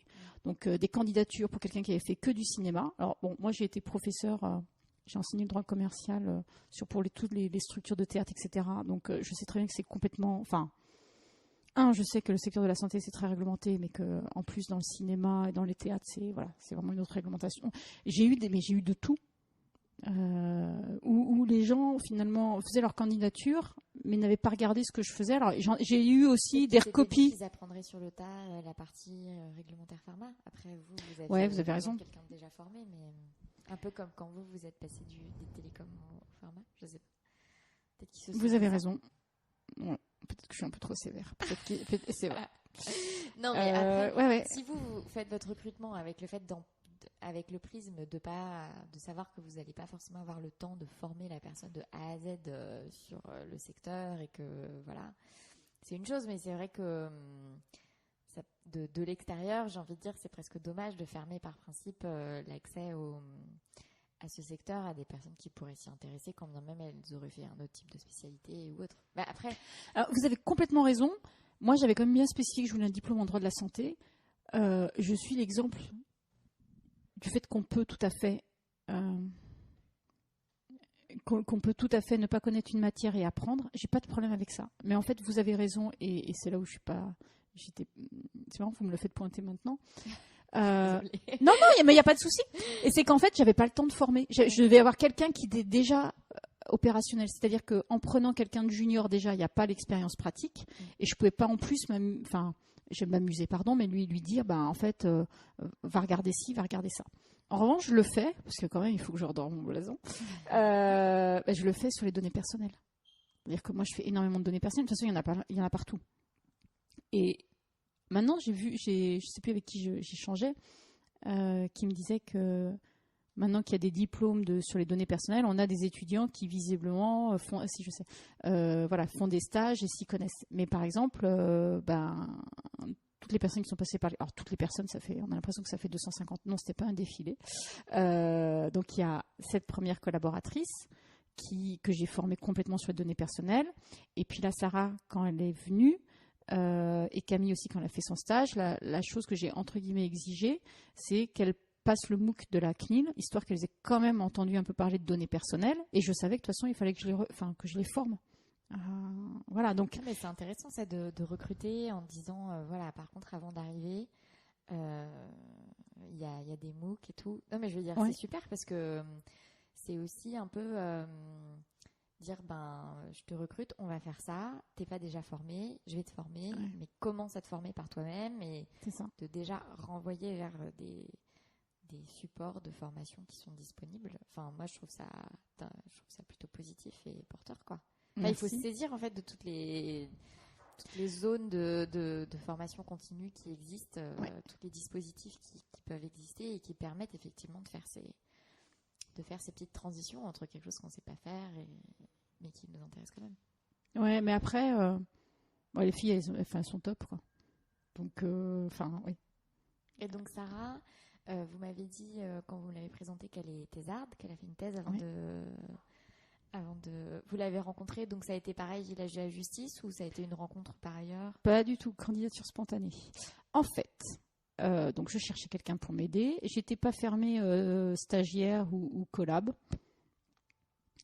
Pour moi, c'est une rencontre de personnes. Parce qu'on est un petit cabinet, hein. Donc je me souviens, il faudrait demander aux filles, mais comme je leur disais, on va vivre ensemble. On est dans le même bureau. Donc le jour où vous êtes mal luné, l'autre va le voir. Le jour où tout va bien, l'autre va le voir aussi. Quand vous êtes fatigué, voilà. Donc c'est encore plus important que ça se passe bien. C'est toujours important, mais parce que j'avais un candidat qui m'avait dit non en fait je peux pas venir chez vous parce que j'ai déjà eu une expérience d'un stage ou avec l'associé. Alors l'associé c'est moi, oui, ça se passait pas bien. Oui, c'est sûr que si vous tout d'un coup vous ne m'appréciez plus, là jusqu'à la fin, vous allez m'avoir sur le dos jusqu'à la fin du stage. Donc c'est voilà le côté personnel est primordial. Et en fait ce qui s'est passé c'est que les filles elles ont fait des candidatures spontanées. Et le premier CV que j'ai reçu, c'est celui de Camille pour un stage. Et du coup, je me suis dit, alors peut-être que si je suis très exigeante, peut-être que je cherchais le mouton à 5 pattes, je ne sais pas, mais je voyais des CV, j'ai rencontré des personnes. Alors il y a des personnes aussi qui ont préféré aller dans des grands cabinets, parce que moi j'étais un trop petit cabinet, parce qu'il y en avait 2 qui étaient bien, et puis qui peut-être ne savaient pas forcément trop ce qu'elles voulaient faire. Donc voilà. Et bref, toujours est-il que le CV de Camille est arrivé pour un stage, je l'ai rencontré. Ça s'est bien passé, je l'ai prise. Et de toute façon, il n'y a pas de hasard dans la vie. Quand je vous dis, quand vous faites les choses, tout va bien, ou quand vous ne faites pas les choses, tout va mal. Enfin, j'exagère. Et je me dis, si je ne prends pas Camille, si je ne prends pas le stagiaire, j'aurai rien. Et tu vas voir que quand je vais prendre le stagiaire, l'autre CV va arriver derrière. Et effectivement, 15 jours après, le CV de Sarah est arrivé. On s'est rencontrés. Ça s'est bien passé. Alors, comment je réfléchis mon cabinet en termes de stratégie, etc. En fait, en plus, quand j'ai vu le CV de Sarah, je cherchais pas spécialement une thésarde, pas une thésarde. En fait, alors oui, bloqué sur quelqu'un qui a fait du droit de la santé parce qu'il fallait tout de suite être mis dans les dossiers. Mais alors, est-ce que tel niveau plus que tel niveau, etc. Non. Et donc, pas réfléchi à est-ce qu'elle doit être thésarde ou pas, est-ce que ça doit être plus tel diplôme que tel diplôme, non. Et voilà. Et donc, du coup, comme elle avait en fait, avec l'avenue de Sarah, ça a renforcé encore plus, on va dire, le côté réglementaire en droit de la santé. Voilà, c'est surtout une rencontre de personnes. Moi, en général, quand vous faites une candidature, alors d'abord, je vous appelle. Non, d'abord, je vous écris, je vous explique que je fais que du conseil, que c'est que si, donc, et plein de données personnelles, voilà. Vous donnez plein d'informations qui fait qu'on n'a plus envie de travailler avec vous. C'est ça. C'était Iman, moi, quand j'étais, une juriste avec qui, que j'avais recruté, et qui me dit de toute façon, toi, tu sais super bien recruter en général. Tu arrives, tu dis, il y a beaucoup de travail, il y a pas beaucoup de moyens, et c'est loin, etc. Est-ce que tu veux venir? Là, c'est un peu la même. L'idée, c'est pas de décourager. Moi, ce que je veux pas, c'est qu'il y ait une mauvaise surprise. Donc du coup, voilà. Donc après, il y en a qui veulent faire que du contentieux, ce qui est très bien, mais il ne faut pas qu'ils viennent chez moi. Voilà. Et donc du coup, après ça, en général, je les appelle pour tester un petit peu. Et puis s'ils sont toujours motivés, on se rencontre. Et est-ce que votre activité a changé en 4 ans? Au-delà de la masse? Non. Mais en fait, j'ai de la chance. Votre projet fonctionne? Votre projet d'être un peu la juriste externalisée de toutes ces boîtes fonctionne? Ouais. Et ça vous plaît? Oui, je m'amuse. Je m'éclate. Voilà. C'est... en matière de typologie de dossiers, etc., je fais toujours des droits des contrats, tout ce qui est éthique et compliance avec le loi anti-cadeau, des données personnelles en santé. Qu'est-ce qui me manque? Le droit de la santé. Voilà. Alors, ne me demandez pas, parce que je suis pas très bonne avec les chiffres. Mais alors, savoir si mon chiffre d'affaires est plus dans ça. Non. Mais... Au-delà de ça, je veux dire comment ça se répartit, j'en sais rien. Il se trouve que je touche aux 4 domaines et c'est ça qui m'amuse. Je ne voudrais pas faire que l'un ou que l'autre. Il se trouve qu'on a de la chance. Et on fait un petit peu de tout. Voilà, c'est dans ce sens-là. Quand on me dit mais t'as plus de quoi, tu fais non, je fais de la, voilà, je fais, ouais, je pense, je traite potentiellement de ces 4 sujets. Puis ouais. Et vous avez dit tout à l'heure que j'ai entendu à demi-mot que vous vous étiez entouré un peu d'une dream team externalisée de confrères avec qui vous travaillez en complément sur les sujets que vous faites monter. Alors, en fait, j'ai 2 réseaux. J'ai un réseau de confrères et j'ai un réseau que moi j'appelle d'experts. Ok. On commence par lequel? Les confrères. Les confrères. En fait, c'est des confrères qui ont des expertises qui sont complémentaires des miennes, ou même qui ont les mêmes expertises que moi, pour pouvoir effectivement, en fait, l'idée c'est de toujours pouvoir répondre aux clients. Donc moi je suis en mesure de répondre, ou si je ne suis pas en mesure de répondre, je lui dis que éventuellement tel confrère pourra répondre. Après, parce que là ça s'est produit pour un client, le client en fait il va avoir que moi comme point de contact, donc je vais avec le confrère au rendez-vous, voilà, et donc de temps en temps ça passe en direct et comme ça permet toujours de, voilà, moi je fais pas de droit du travail. Alors j'ai ce que j'appelle le premier niveau, donc j'ai quand même 2-3 réflexes à un moment, surtout de dire au client, au fait là, ce serait bien que tu ailles voir un expert en droit du travail, voilà. Et oui, je fais pas de contentieux, donc tout ce qui est contentieux public, ou judiciaire. Je le fais en partenariat. Oui, avec des confrères. Et puis, j'ai aussi des confrères qui sont en droit de la santé, avec qui j'échange. Voilà. Donc pour la confrontation des idées. Exactement. Le double-check sur C'est certaines ça. questions un peu épineuses. C'est ça. Je peux les appeler, ils peuvent m'appeler. Et voilà, finalement, on fonctionne comme une petite direction juridique. Ouais. C'est assez sympa. Et ça permet aussi, si à un moment ou à un autre, vous avez trop de dossiers, ou en tout cas, vous ne pouvez pas prendre un dossier, de pouvoir éventuellement, ou si vous avez besoin de renfort, de sous-traiter. De sous-traiter. En fait, j'ai pas trop. Oui, ça était plutôt dans l'autre sens, mais voilà. Et puis, c'est plutôt. Voilà, oui, c'est ça, ça permet d'échanger. Donc, dans l'autre sens, vous êtes le sous-traitant de quelques cabinets sur les sujets pharma. Oui. C'est une partie de votre clientèle, du coup, les autres cabinets. Plus trop, celle-là été. Mais tiens, c'est marrant. Au début de votre aventure entrepreneuriale. En fait, je crois que ça a été pas. Alors, d'abord, il y avait certains confrères qui avaient trop de dossiers. Voilà. Et puis d'autres qui n'avaient pas l'expertise. Donc, j'intervenais comme sous-traitant. Et vous les aviez démarchés ? Non. Ah oui, c'est marrant. Au début, quand je me suis installée, j'ai essayé de démarcher des cabinets qui avaient des gros cabinets, finalement. Je me rends compte. Parce que petit, gros, alors je sais pas à partir de quand c'est un gros. Allez, on va dire à partir de plus de 20, c'est un gros. Non, un peu plus gros. Et en fait, c'est amusant parce que quand ils vous connaissent pas, ils vous font pas confiance. Ils vous font pas travailler. Donc du coup, moi, très naïve, voilà, je fais du droit de la santé, blabla, etc. Ça n'a jamais marché. Du coup, comment ça a marché, les histoires de sous-traitance ? L'histoire de sous-traitance, comment ça a marché ? C'est parce que j'ai été recommandée. Parce qu'à un moment ou un autre, on m'a dit, on a cité mon nom. Et il y en a un qui était en détachement dans une entreprise. Donc finalement, je faisais il lisait toutes mes consultations, etc. Et il m'a rappelé derrière en me disant, en fait, j'ai d'autres problématiques en droit de la santé. Est-ce qu'on peut travailler ensemble ? Et du coup, le point commun, c'est qu'à chaque fois, il y a eu ou une recommandation ou un test, entre guillemets, en live. Et c'est vrai que c'est difficile, mais je suis pas sûre que moi je le ferais non plus. C'est-à-dire, si vous me recommandez quelqu'un, oui, avec plaisir. Mais je sais pas si... Ouais, c'est marrant. Non, si, il y en a une. C'est la confiance est transitive. C'est ça. La force de la recommandation est énorme. Vous avez dit, il y en a une. Si, il y en a une qui m'a démarché, qui m'a contacté par les réseaux. Et vous avez identifié sur les réseaux. Ouais. Donc LinkedIn. Exactement. Vous êtes présente sur LinkedIn ? Oui. Et moi, titre personnel et une page pour le cabinet. Et du coup, vous postez quoi sur la page cabinet et quoi sur votre page personnelle ? Pas grand-chose. Des actualités de temps en temps.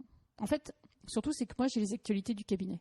Donc, une fois par mois, ou plus, pas moins, il y a une actualité qui part. Et c'est vraiment l'actualité liée à notre secteur. Voilà. Donc, beaucoup de choses sur les données personnelles, mais pas que. Là, en ce moment, on a la réforme anti-cadeau.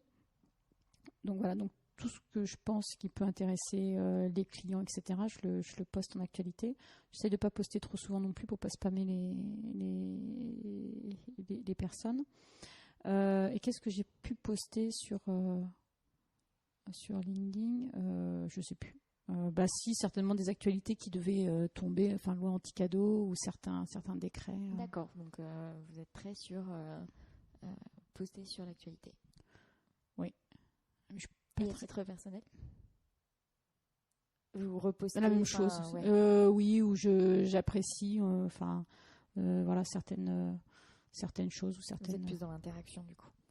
Oui, mais je suis pas très bonne sur les réseaux sociaux. Ce qui est intéressant, c'est que du coup, il y a quand même eu, vous avez quand même eu un client qui vous a identifié. Oui, c'est amusant. Pour votre expertise sur les réseaux sociaux, parce qu'elle a dû voir du coup que vous suiviez cette actualité et elle vous a identifié comme. Je crois que c'est par rapport à mon profil en fait. Ouais. Oui. Ok, je souligne. Et donc ça, c'était le premier réseau, le réseau des confrères, et le deuxième réseau, le réseau des experts. Le réseau des experts, en fait, ce sont des personnes que j'ai pu connaître quand j'étais dans l'industrie pharmaceutique, qui ont pu devenir indépendants, mais qui ne sont pas avocats et qui ne sont pas juristes. Donc en affaires réglementaires, j'ai un directeur médical, un médecin, Voilà, donc il y en a qui ont monté leur structure, il y en a d'autres qui sont à leur compte. Et l'idée, c'est de pouvoir, c'est pas les recommander, mais en tout cas, si vous cherchez quelqu'un en affaires réglementaires, en assurance qualité, de pouvoir dire, voilà, moi je connais. Et donc, l'avantage, toujours dans cette même logique que vos clients n'ont pas forcément les moyens en interne d'avoir un directeur des affaires médicales c'est ça. à plein temps, mais C'est ça. Et pareil, je travaille beaucoup avec une experte en propriété intellectuelle, voilà, qui fait de la stratégie là-dessus, effectivement, et on fait des dossiers à deux. Enfin, à deux. Voilà, parce que quand il y a un besoin, moi, l'avantage aussi, c'est que je sais que quand elle travaille sur le dossier, je suis tranquille. Enfin, voilà. Et en fait, de temps en temps, on remonte des petites structures de services support pour des clients. Là, on a un chercheur, je ne sais pas s'il m'écoutera. Et en fait, on est trois et on se connaît bien. On a travaillé à une époque ensemble. Et en plus, c'est amusant parce que du coup, on s'appelle entre nous. En disant, au fait, t'as bien vu ce truc. Voilà. Est-ce qu'il a bien signé? Est-ce qu'il a... Donc, je pense que c'est tout bénéfice pour le client. Et puis, pour nous aussi, parce qu'on connaît la qualité du travail qui est fait par les autres, quoi. Tout ça pour dire que vous ne travaillez pas du tout seul. Non. Et je ne pourrais pas travailler toute seule. Et même quand j'étais toute seule avant ça. Vous êtes deux dans le cabinet, mais en fait, vous travaillez même beaucoup en équipe. Oui. Oui, et beaucoup d'échanges. Mais je ne pourrais pas travailler toute seule. Oui. Et comment est-ce que vous vous projetez, du coup, dans les années qui viennent? Forte de ces 20 et quelques années d'expérience professionnelle. J'espère que je serai toujours passionnée par ce que je fais. Voilà, et qu'on continuera toujours à avoir des dossiers intéressants comme on en a et des clients sympas comme on en a. Voilà. Je sais pas, j'ai pas envie de... j'ai pas envie c'est pas que j'ai pas envie de me projeter, mais on sait jamais là où la vie nous porte. Alors les projets à très court terme, normalement mardi, je me mets la pression. On met en ligne une plateforme. Voilà. Donc finalement, comme on disait avec Sarah, parce qu'on accompagne beaucoup de startups dans la santé, finalement on vient de créer notre startup. Voilà, ça s'appelle le coin. Donc c'est quoi cette plateforme? Vous êtes une legal takeuse en fait. Oh, à fond. Non, vous savez, je l'ai fait sans, on l'a fait sans, je l'ai fait sans. C'était quoi le projet de cette plateforme? Alors, c'est surtout le projet qui était dans ma tête depuis 2 ans. Sur les données personnelles, maintenant on a des DPO, donc des délégués à la protection des données. Dans le secteur de la santé, très souvent vous êtes obligé d'en avoir un. Il y a quelques cas dans lesquels vous n'êtes pas obligé d'en désigner un. Enfin bref, on sait que sur les données personnelles, ça devient un vrai enjeu. Ça l'était déjà avant, mais en tout cas, ça s'est renforcé depuis la mise en application du règlement européen, ce qu'on appelle le RGPD. Et la difficulté, c'est qu'il n'y avait pas de veille pour justement ces délégués à la protection des données, ou en tout cas les personnes chargées de ça. C'est-à-dire pas une veille juridique, mais une veille qui permettrait justement à ces personnes donc d'avoir des textes juridiques et réglementaires, mais pas trop non plus, c'est d'avoir, on va dire, les bons textes pour pouvoir faire leur propre activité. Et nous, on fait de la veille de toute façon, parce que si on ne fait pas de veille, on est mort, professionnellement. Et donc, du coup, ce qu'on a fait, c'est qu'on a créé une bibliothèque virtuelle dans laquelle on a mis tous les textes qui nous semblaient indispensables pour ces délégués à la protection des données ou pour quelqu'un qui est en charge, parce qu'on m'a déjà reprise là-dessus, qui s'intéresse, par exemple tout ce qui est assurance qualité, ils en ont besoin.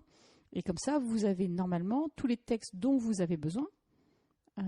Et en même temps, il y a un système de veille. Donc nous, on poste sur le site. Et donc ça, c'est un service que vous facturez. C'est ça. L'accès à cette plateforme et à cette bibliothèque. Voilà.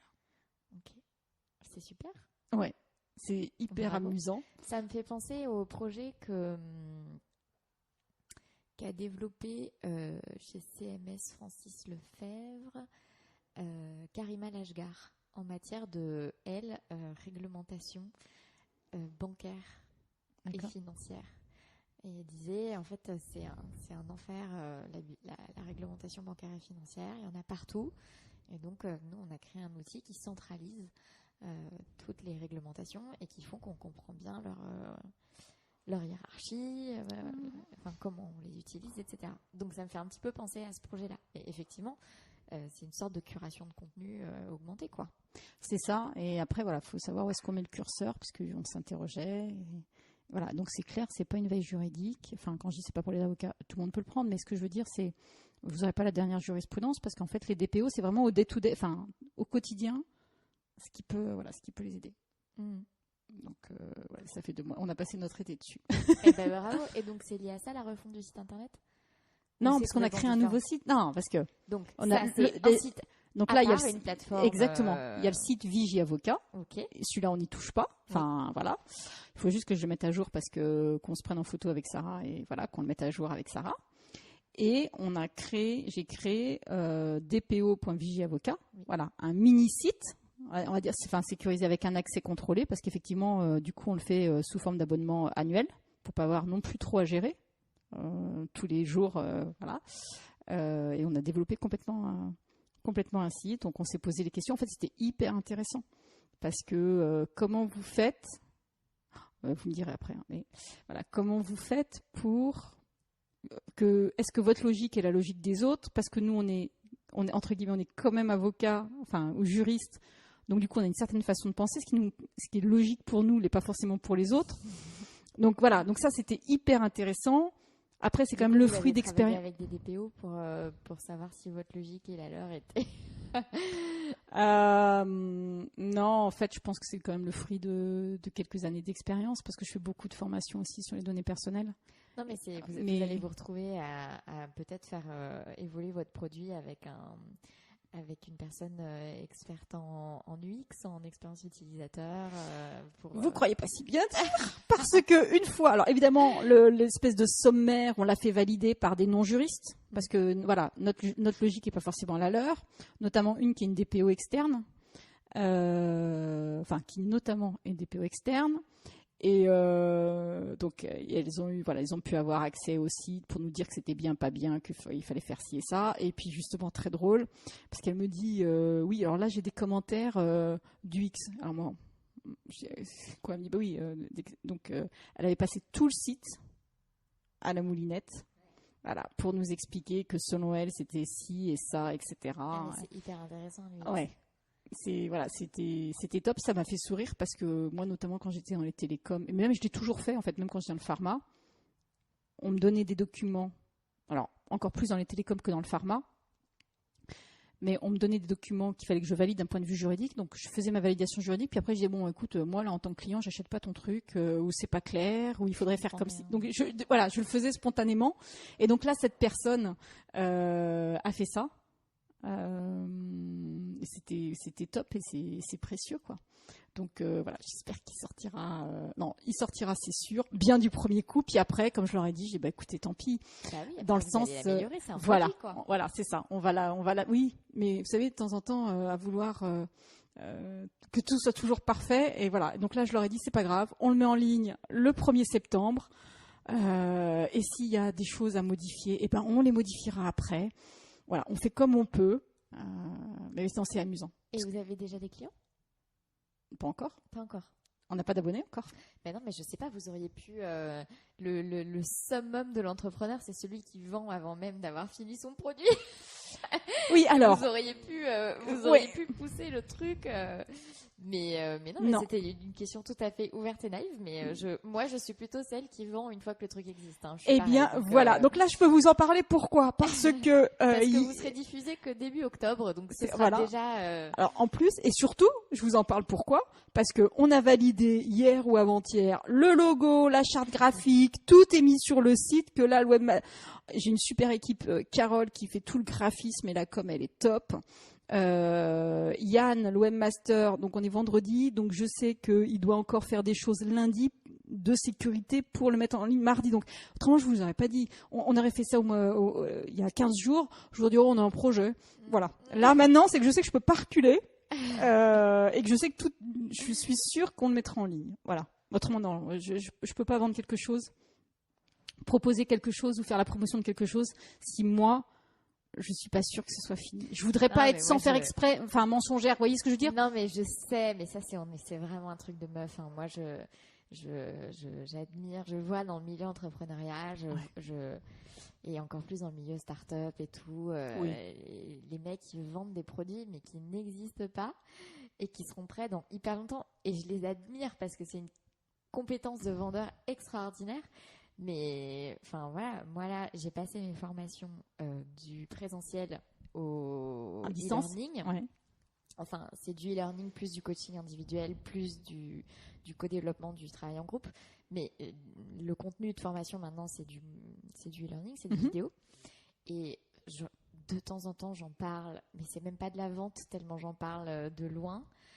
S'il y a des gens qui veulent acheter, voilà, ils peuvent acheter. Mais je sais que je ne serai vraiment confortable pour vendre que quand, voilà, les vidéos, elles seront faites. Ce sera dans la plateforme de e-learning et je pourrai, j'aurai quelque chose. Enfin, voilà, en fait, moi, c'est pareil. Je pense que je fonctionne de manière un peu trop séquentielle. Mais cela dit, je ne pense pas forcément que ce soit la bonne manière de faire d'un point de vue entrepreneurial, d'un point de vue capacité à déjà à faire rentrer du cash pour produire son truc. Enfin bon, bref. Après, on rentre dans les théories de... Après, je pense que ça dépend comment. Enfin, nous, c'est parti d'une idée. Ça faisait un bébé. C'était un bébé que j'avais depuis 2 ans dans la tête. Et en fait, c'est parti comme ça. Vous allez tout savoir. J'ai un cycle de formation pour les DPO sur 5 jours. Et la personne à qui j'en avais parlé il y avait déjà quelques temps était dans ce cycle de formation. Et elle dit devant les autres, et au fait, ton projet, il en est où ? Là, voilà, bon, on se connaît bien. Hein. Mais c'est pour ça qu'il faut parler de ces projets, parce que ça oblige, ça et engage. Voilà. Et en fait, Camille lui restait 15 jours de stage. Et donc ça, c'était mi-juin. Hein. En plus, avec cette équipe-là, en formation, il y a eu un truc très fort, parce que les 2 premières sessions, on les a fait le jeudi, vendredi, juste avant le confinement. Et les dernières sessions, on les a fait juste au déconfinement. Et donc voilà, elle me dit alors ça en est où ? Évidemment les autres me disent mais qu'est-ce qui se passe ? C'est quoi ? Voilà, on voudrait savoir. Donc j'en parle un peu et je la regarde, je dis bon ok, maintenant c'est bon, je suis obligée quoi. Voilà. Et donc Camille, elle avait 15 jours de stage qui lui restaient. Je voulais pas. Non, je voulais pas la. Non, en fait j'avais envie de la faire. En fait ce que je voulais pas, parce que j'essaie d'appliquer aux autres ce que je voudrais qu'on m'applique. Je voulais pas la faire travailler sur un projet en lui disant, en fait, tu verras pas la fin.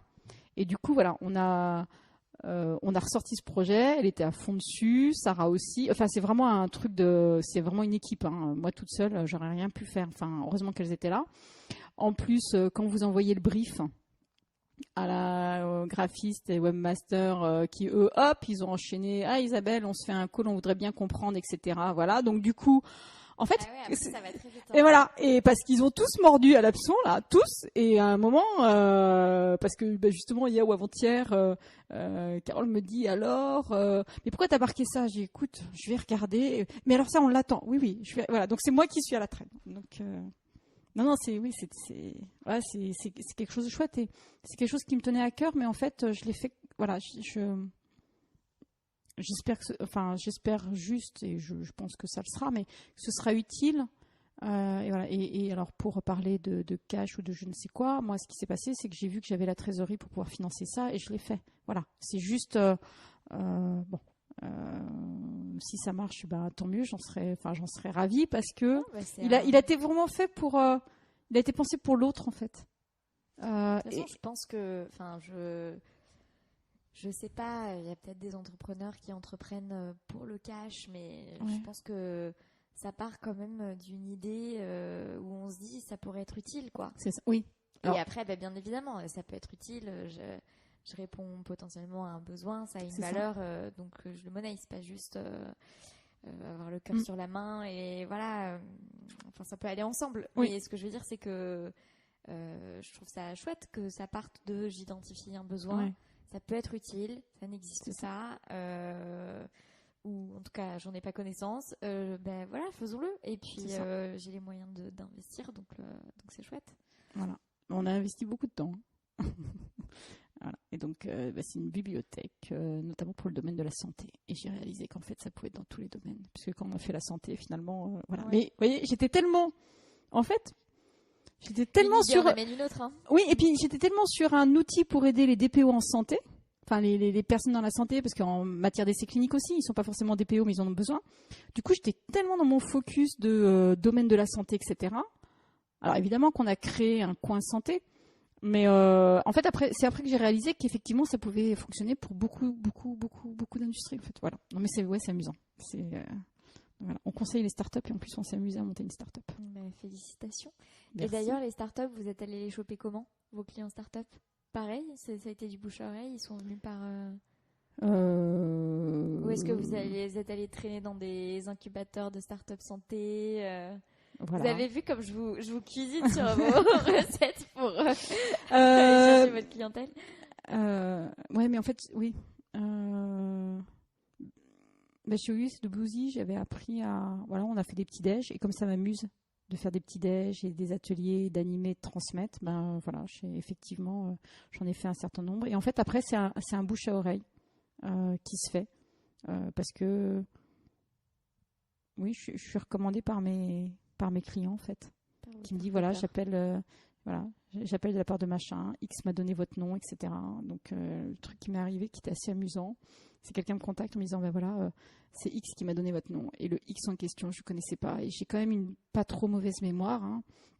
Évidemment, vite, je vais googliser. Effectivement, ni le nom, ni la fonction, la société, ni la tête de la personne me disait quelque chose.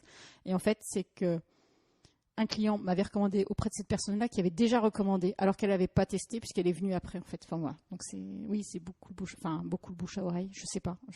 Mais avec quand même des actions un peu proactives pour aller rencontrer ces secteurs, manifestement. Bon, si vous organisez des rencontres, des petits déjeuners, des ateliers, si vous vous rapprochez des incubateurs, Oui, il y a des actions qui sont faites. Par exemple, je suis partenaire de la Handitech. Donc, oui, c'est un client qui m'a présenté à la Handitech. Et il m'a dit, qu'est-ce qu'on pourrait faire? Qu'est-ce que vous voulez faire? Enfin, voilà, on a les trophées de la Handitech. Je dis, je sais pas, moi, si vous voulez, je peux vous proposer. En fait, je fais des diagnostics.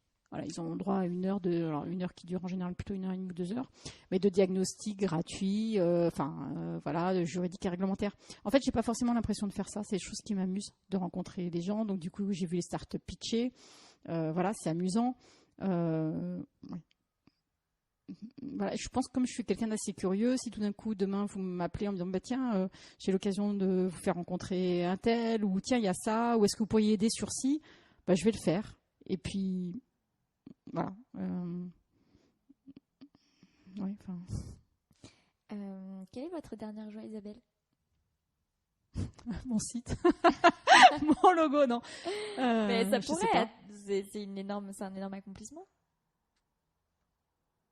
Oui, non, je sais pas. Ouais, non, le dernier truc, là, voilà, c'est ça. C'est mon dernier bébé, mais il est tout frais. Hein. Voilà, ça aurait été la semaine dernière, je vous en aurais pas parlé. Je dis, ouais, Je suis bien tombée. Il n'y a pas de hasard. Voilà. C'est marrant parce que j'ai un mec du secteur Legal Tech qui m'a écrit, qui m'a dit, est-ce que tu fais des interviews de gens de la Legal Tech et tout? Et je lui dis, non, mais il se trouve que parmi les avocats que j'interviewe, il y en a qui sont impliqués dans la Legal Tech de manière accessoire dans leur activité, et c'est cool. Alors, et vous êtes un exemple de ça, c'est juste que vous mettez pas une méga étiquette Legal Tech sur le front, mais dans l'absolu. Et en fait, si je vous parle de ça, le fait qu'il soit une start-up, c'est comme ça, vous allez tout savoir. Ce matin, on a validé la présentation avec Carole qui est graphiste, qui fait de la com, et puis et Vincent qui fait cette partie-là. Et en fait, il me présentait ce qu'ils avaient fait. Alors quand je dis il me présentait à moi, mais il y avait Sarah aussi, parce que moi je trouve que c'est important aussi pour les collaborateurs. Vous ne me ferez pas adhérer à un projet. Enfin, oui, c'est important que d'être là aux étapes d'évolution du projet. Ouais. Oui, et qu'elle donne son avis. On peut avoir des avis différents ou des avis convergents. Enfin voilà, parce que le cabinet, ok, c'est moi qui l'ai monté, mais on est à 2 maintenant. Donc cette réunion ce matin. Et là, cette réunion ce matin, et un des commentaires où il y en a un qui dit oui, mais de toute façon, regarde Isabelle, ça fait très start-up. Et donc là, c'est là que j'ai éclaté de rire. Ah oui, j'ai même pas réalisé. Enfin voilà, tout le monde dit qu'ils montent des start-up, tout le monde veut monter des start-up, et c'est leurs commentaires qui me disent mais en fait si c'est très start-up. Et de toute façon, toi, t'es en train de monter une start-up. Donc voilà. Donc maintenant, je fais très in et je dis ah oui, j'ai monté une start-up. Là, vous me dites Legal Tech, bien sûr, j'ai monté une Legal Tech. Ouais, non mais voilà. Mais non, mais il faut prendre ces trucs-là. Oh, je sais pas. Je pense que ce qu'il ne faut pas, c'est devenir une espèce de caricature de start-upper, mais il faut prendre le fait que c'est un projet entrepreneurial, c'est quelque chose qui relève plus du produit. Pardon, je vous ai coupé, mais c'est pas innovant. C'est une forme d'innovation quand même. Ouais. Oui, c'est vrai, vous avez tout à fait raison. Je suis très innovante. Non, mais. Mais c'est pareil. En fait, Mais je comprends, moi je suis pareil. Moi, il y a plein de personnes qui me disent que fleur d'avocat c'est innovant, et moi je suis là, je vois pas en quoi fleur d'avocat c'est innovant. Et en fait, si, c'est quelque chose qui n'existait pas avant, Oui. c'est une approche ou peut-être qui n'était pas connue ou communiquée de cette manière-là, mais c'est une approche différente d'un sujet. C'est un produit peut-être différent de ce qui existait jusqu'à maintenant, et donc faut le prendre. C'est cool. Enfin, je veux dire, Oui. c'est cool dans la mesure où c'est pas du vent. Non, c'est pas du vent. Vous avez l'expertise, vous avez montré un vous avez produit, vous l'avez fait sérieusement en vous entourant d'une équipe, vous avez réfléchi à un utilisateur, vous l'avez packagé en service, voilà, c'est cool quoi. Enfin, oui. Non, mais c'est de l'entrepreneuriat quoi. Oui, vous avez raison. Après, on appelle ça start-up parce qu'il se trouve que c'est un peu tech c'est ça. et que finalement c'est une jeune entreprise de la tech, mais après, c'est vous mettez en avant ou vous mettez pas en avant. Oui, enfin voilà. C'est pas. Non, en tout cas, on s'est bien amusé. Je sais vraiment pas ce que ça va donner. Je pense quand même que ça répond à un vrai besoin. C'est amusant. Eh ben, je vous souhaite que ça rencontre beaucoup de succès. Merci. Mais faut en parler. Oui. Non, mais je vais poster ça dans mes actualités. Alors, je suis en train d'essayer de faire un plan com, mais vous savez, quand vous n'êtes pas habitué, enfin voilà, donc c'est amusant. Non, c'est amusant. C'est marrant ce que je disais à Sarah. Enfin, voilà, je sais pas si ce serait compliqué pour moi de retourner dans un cabinet ou dans une entreprise. Si je le faisais, je le ferais. Enfin, je sais pas, mais voilà, c'est amusant parce que, on fait ce qu'on veut. Alors attention, parce que quelqu'un me disait, mais t'arrives à te motiver le matin pour te lever? Bah oui, d'abord parce que j'aime ce que je fais, mais enfin voilà, c'est là on va parler. Il faut faire avancer la locomotive quand même. Hein. Oui, mais c'est sûr. Enfin, vous savez, moi j'ai la chance, et c'est vraiment tout ce que je souhaite à tout le monde. Je suis passionnée par ce que je fais, et donc du coup. Et vous avez l'air d'être vraiment passionnée par la technique de votre travail. Hein. Je sais pas. Je suis surtout. Vous êtes dans des matières hyper techniques. Ouais, peut-être. Moi, je vous écoute parler et je me dis, je suis tellement contente de plus faire de conseils en droit pharmaceutique. Ah non, c'est tellement simple. Enfin, je suis tellement contente de pas faire de consultation en protection des données personnelles. Je crois que c'est ma dernière consulte. Ah ouais. Dans ma première collaboration, ça a été ma dernière consulte et j'étais là, mais franchement quoi. Donc voilà. Et vous avez l'air de faire ça et de le faire avec plaisir. Et d'aimer défricher ces sujets et d'être là pour vos clients. Enfin, c'est ça. Le truc, c'est... En fait, je crois que ce qui m'anime vraiment, c'est de pouvoir sortir le dossier pour le client. Et quand de temps en temps, vous entendez j'ai des dossiers pénibles, j'ai un dossier hyper intéressant. Alors, il y en a le hyper intéressant, c'est parce que ça fait des millions. Il y en a d'autres parce que c'est je sais pas quelle société. Enfin, moi, tout m'intéresse où... il y avait un client qui me disait, je suis désolée, là, c'est encore un contrat comme ça doit pas être bien drôle. Mais en fait, si ça lui permet d'aboutir, de faire le deal ou je ne sais pas quoi,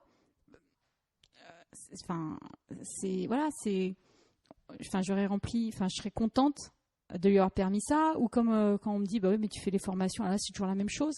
Mais en fait, c'est pas la même chose. Il n'y a pas 2 sessions qui sont pareilles. Bah, de toute façon, vous devez le voir vous aussi parce que il y a des circonstances, il y a les expériences des uns et des autres. Moi, j'essaie de les faire en petit comité finalement, parce que d'avoir une assemblée de 15 personnes, enfin d'abord, je ne sais même pas si j'en aurais ou pas, mais de le faire en petit comité, du coup, il y a plus d'échanges. Et même si oui, c'est le même. Alors d'abord, c'est jamais le même support, parce que j'ai la chance, moi, la réglementation changeant tout le temps. De toute façon, il faut toujours les remettre à jour, et voilà. Mais c'est la satisfaction, j'allais dire du client satisfait, mais d'avoir amené le client, le dossier, là où il devait être, quelle que soit la facilité ou la difficulté. Il y a des dossiers qui sont pas trop compliqués d'un point de vue intellectuel, mais parce qu'il y a une situation humaine intéressante. Moi, de temps en temps, je fais du coaching juridique. Enfin, pardon, mais voilà, où vous êtes plus en train... Quand vous avez votre client qui dit oui, mais alors lui, non, c'est à moi de rédiger la charte informatique, c'est pas lui. Oula, bon, vous dites bon, ok, il va falloir expliquer comment. Peut-être que vous pourriez lui demander comme ci, comme ça. Enfin voilà, et ça c'est intéressant, alors que finalement conseiller d'écrire une charte informatique, bon, ok, ça c'est tout le monde. Enfin voilà, c'est aussi Oui, c'est comment, comment permettre au client d'arriver, là où il faut, au projet d'aboutir, quel que soit le sujet. Et qu'est-ce que vous... Ah non, j'ai une question. Est-ce que vous avez un polar à recommander? J'ai entendu tout à l'heure que vous avez évoqué la lecture de polar. Ce n'est pas passé dans l'oreille d'une sourde.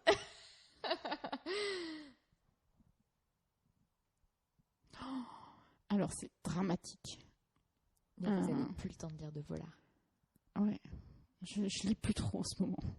Non, je lis plus trop, c'est dommage. Je me suis remise à lire, je vous ne raconterai pas ce que je suis en train de lire. Est-ce que vous allez me traiter de folle? Non, de passionnée. Attendez, moi maintenant, Ah, vous êtes en train de lire un truc juridique? Non, je suis en train de lire l'histoire de l'hôpital. Ah bah non, c'est intéressant. Voilà. Ouais, l'hôpital et la charité, je sais plus comment ça s'appelle. C'est hyper intéressant.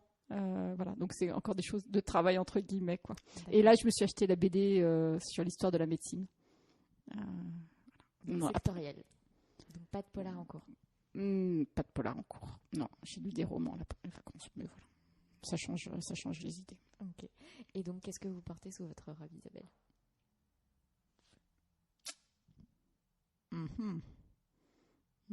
Ma curiosité.